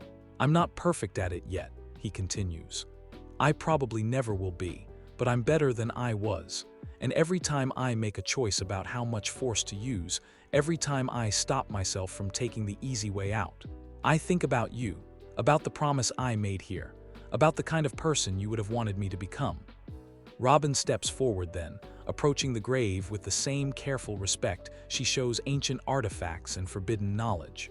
In her hands is something unexpected, a small book, bound in simple leather and tied with a ribbon. "I thought you should know," she says, addressing the grave directly, "that your dream isn't forgotten. I've been researching medical techniques, collecting information about healing practices from around the world. When we find doctors who need this knowledge, I'll make sure they have it." She places the book at the base of the grave marker. "Your wish to heal the world, maybe it can still happen in small ways. It's not resurrection, it's not redemption, it's not any of the impossible miracles that stories promise to people who suffer undeserved losses, but it's something, a way for a little girl's dream to outlive the tragedy that cut her life short. A way for her death to mean something beyond just being a lesson for the person who caused it." As they prepare to leave, the crew gathering at the base of the mountain while Luffy says his final goodbye, Dr. Kureha approaches him one last time. "You've grown," she says without preamble. "Not just stronger, but wiser. That's rarer than you might think, especially among people with your kind of power." "It's not enough," Luffy replies. "It'll never be enough to make up for what I did. Of course it's not enough. That's not the point." Kureha's expression softens slightly, revealing the compassion that drives her dedication to healing. "The point is that you're carrying the weight without letting it crush you. That you're using the pain to become better instead of just becoming bitter." She reaches into her medical bag and pulls out something unexpected, a small vial of clear liquid that catches the light like captured starlight. "This is for when the nightmares get too bad," she says, pressing the vial into his hand. Not a cure, there isn't one, but it'll help you sleep when the memories get too loud. Use it sparingly and only when you really need it. Luffy stares at the vial, understanding what she's really giving him. Not just medicine, but permission to be human. Permission to hurt without having to pretend the hurt doesn't matter. Thank you, he says quietly, for everything, for taking care of her, for teaching me what I needed to learn, for not giving up on me even when I deserved it. As the Going Merry sails away from Drum Island for the second time, Luffy stands at the stern, watching the Winter Island shrink in the distance. The bells, both of them, chime softly in the wind, a musical goodbye that seems to follow them across the water. His crew gives him space, understanding that some goodbyes need to be private. But they're there when he needs them, ready to offer support or distraction or whatever else might help their captain carry the weight he's chosen to bear. Feel better? Nami asks eventually, approaching him with 2 cups of hot chocolate and the kind of gentle concern that makes families out of strangers. No, Luffy says honestly, accepting the warmth gratefully. But I feel, right, like I kept the promise I was supposed to keep. And now, Luffy touches the brass bell at his side, listening to its soft song in the sea breeze. Ahead of them, the Grand Line stretches endless and dangerous and full of possibility. Behind them, a small grave on a winter island holds the memory of dreams that deserved better. Now we keep sailing, he says.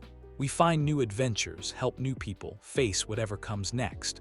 But we do it remembering where we came from, remembering the cost of the power we carry. The bells chime one last time in the distance, carried on the wind like a blessing or a prayer.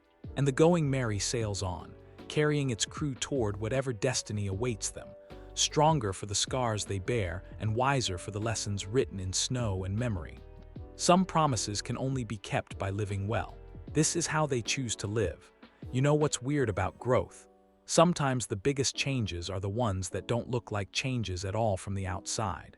Sometimes becoming the person you're supposed to be means learning to do the same things you've always done, just better. That's what Luffy's thinking as he sits in the Going Merry's galley 3 days after leaving Drum Island, watching his crew go about their daily routines with the kind of comfortable efficiency that comes from people who have learned to work together despite their differences. Or maybe because of them. Sanji's cooking breakfast with his usual dramatic flair, but there's something more thoughtful in the way he prepares the food now. Not just feeding people, but nourishing them, making sure everyone gets what they need, not just what they want. Nami's charting their course to Jaya while simultaneously calculating the crew's expenses and weather patterns, her orange hair catching the morning sunlight as she works. But she keeps glancing up to check on everyone, making sure they're all okay in the quiet way that navigators do when they've learned that keeping people alive is just as important as getting them where they're going. Usopp's cleaning his slingshot and telling stories about their adventures in Arabasta, each version more elaborate than the last. But underneath the exaggeration, there's truth, real pride in what they accomplished, real understanding of what it cost. Zoro's meditating with his swords across his lap, apparently asleep, but actually more alert than anyone else in the room.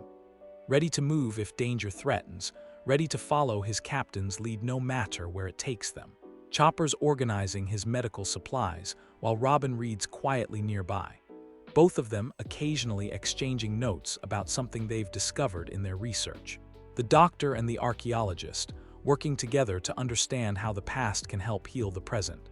And Luffy's learning to appreciate the quiet moments between adventures. Learning that being a captain isn't just about the big dramatic gestures, but about all the small decisions that keep a crew together and moving forward. So, he says, breaking the comfortable silence, I've been thinking. Everyone looks up at that. Not because thinking is unusual for Luffy. Despite what some people believe, he's actually pretty good at it when he applies himself. But because when their captain announces he's been thinking, it usually means something important is about to happen. About what? Nami asks, though her tone suggests she's already bracing herself for whatever crazy idea he's about to propose. About rules, Luffy says, and that really gets their attention. About how we do things. About making sure we don't forget the lessons we've learned just because we're not in crisis mode anymore. It's a surprisingly mature sentiment from someone who's usually more focused on the next adventure than the last one. But then again, maturity has been coming in unexpected packages lately. What kind of rules? Robin asks, genuinely curious. She's been with the crew long enough now to understand their dynamics, but she's still learning how they make decisions and solve problems. Luffy pulls out a piece of paper, actually pulls it out, like he's been carrying it around and thinking about it for days. On it, written in his careful, childish handwriting, are what look like guidelines, principles, the kind of thing that might keep a crew from losing sight of who they are when the going gets tough. First rule, he reads aloud, we don't hurt people who can't fight back, ever. I don't care how angry we are or how much they deserve it. There's always another way. It's a direct response to what happened on Drum Island, and everyone knows it. A promise that the kind of accident that killed Yuki will never happen again, not if they can help it. Second rule, we don't abandon crew members, no matter what, no matter how dangerous it gets or how bad the odds are. We stick together, or we go down together. That one's been implicit since they first started sailing together, but saying it out loud makes it official. Makes it the kind of vow that defines who you are when everything else gets stripped away. Third rule, we help people who need help, even when it's not our problem, especially when it's not our problem. Because if we only help people when it benefits us, we're not heroes, we're just pirates with good publicity. Sanji nods approvingly at that one. It's the philosophy that brought them to Arabasta in the first place, the reason they got involved in a civil war that had nothing to do with them and everything to do with what they believed was right. Fourth rule, we tell the truth to each other. Not the whole truth all the time. Everyone's got secrets and that's okay. But when it matters, when lives are on the line, we don't lie to the people counting on us. That's aimed at situations like the one with Robin, where someone's past might put the crew in danger, but where honesty is still better than deception. It's a rule that acknowledges the complexity of real relationships while still demanding integrity when it counts. And fifth rule, Luffy finishes, his voice taking on the weight of recent experience, we remember that power without restraint isn't strength, it's just destruction with good intentions. We use exactly as much force as we need to protect people and not one bit more. He looks up from the paper, meeting each of their eyes in turn. These aren't suggestions, they're not guidelines. They're the rules that define who we are as a crew. If you can't live with them, now's the time to say so. The silence that follows isn't uncomfortable, it's contemplative. The kind of quiet that comes when people are seriously considering something important instead of just waiting for their turn to talk. I can live with those rules, Zoro says finally. Hell, I've been living with most of them already. It's good to have them written down. They're smart rules, Nami agrees. Practical. The kind of thing that keeps crews alive when everything else goes sideways. They honor the people we couldn't save, Chopper adds quietly, and there's something in his voice that suggests he's thinking about more than just Yuki. That matters. One by one, the crew voices their agreement. Not just acceptance, but genuine commitment to the principles Luffy's outlined. Because they've all seen what happens when power goes unchecked, when good intentions become excuses for poor execution. There's one more thing, Luffy says, pulling out another piece of paper. I've been working on this with Robin, a way to make sure we don't forget these rules when things get crazy. The second paper contains what looks like a protocol, a step-by-step process for dealing with situations where they might need to use significant force. Questions to ask, checks and balances to implement, ways to make sure they're solving problems instead of just creating new ones. It's like a medical checklist, Chopper says, studying the document with professional interest. Make sure you've considered all the options before you commit to a course of action. Exactly, Robin agrees. The idea is to build restraint into the decision-making process. Make it automatic instead of something you have to remember in the heat of the moment. It's not foolproof. No system ever is when it comes to the complexity of real-world situations. But it's a start. A way to institutionalize the lessons they've learned so that future versions of themselves don't have to learn them the hard way. So, Luffy says, folding both papers carefully and tucking them into his vest, we're all agreed. These are our rules, our protocols, our way of doing business from now on. The unanimous agreement that follows feels like more than just consensus, it feels like a covenant. A commitment not just to each other, but to the kind of people they want to be when they're strong enough to choose who they become. Later that evening, As the sun sets over the endless expanse of the Grand Line, Luffy finds himself back on the ship's figurehead, looking out at the horizon and thinking about destinations both literal and metaphorical. Beside him, the brass bell chimes softly in the sea breeze, a reminder of promises made and prices paid. Feeling philosophical again, Nami asks, settling down next to him with 2 cups of whatever Sanji's been brewing lately. Just thinking about the future, Luffy replies, accepting the warmth gratefully. About who we're going to be when we're strong enough to change the world. And, Luffy grins, and for the first time in weeks, it reaches his eyes completely. And I think we're going to be exactly who we choose to be. Nothing more, nothing less. It's not the most profound statement ever made, but it doesn't need to be. Sometimes the most important truths are the simple ones. The basic understanding that who you become is a choice, and that every decision you make is a vote for the kind of person you want to be. In the distance, barely visible against the evening sky, storm clouds gather on the horizon. New challenges, new adventures, new tests of the principles they've committed themselves to following. But for now, the waters are calm and the wind is fair, and the Going Merry sails steadily toward whatever destiny awaits them.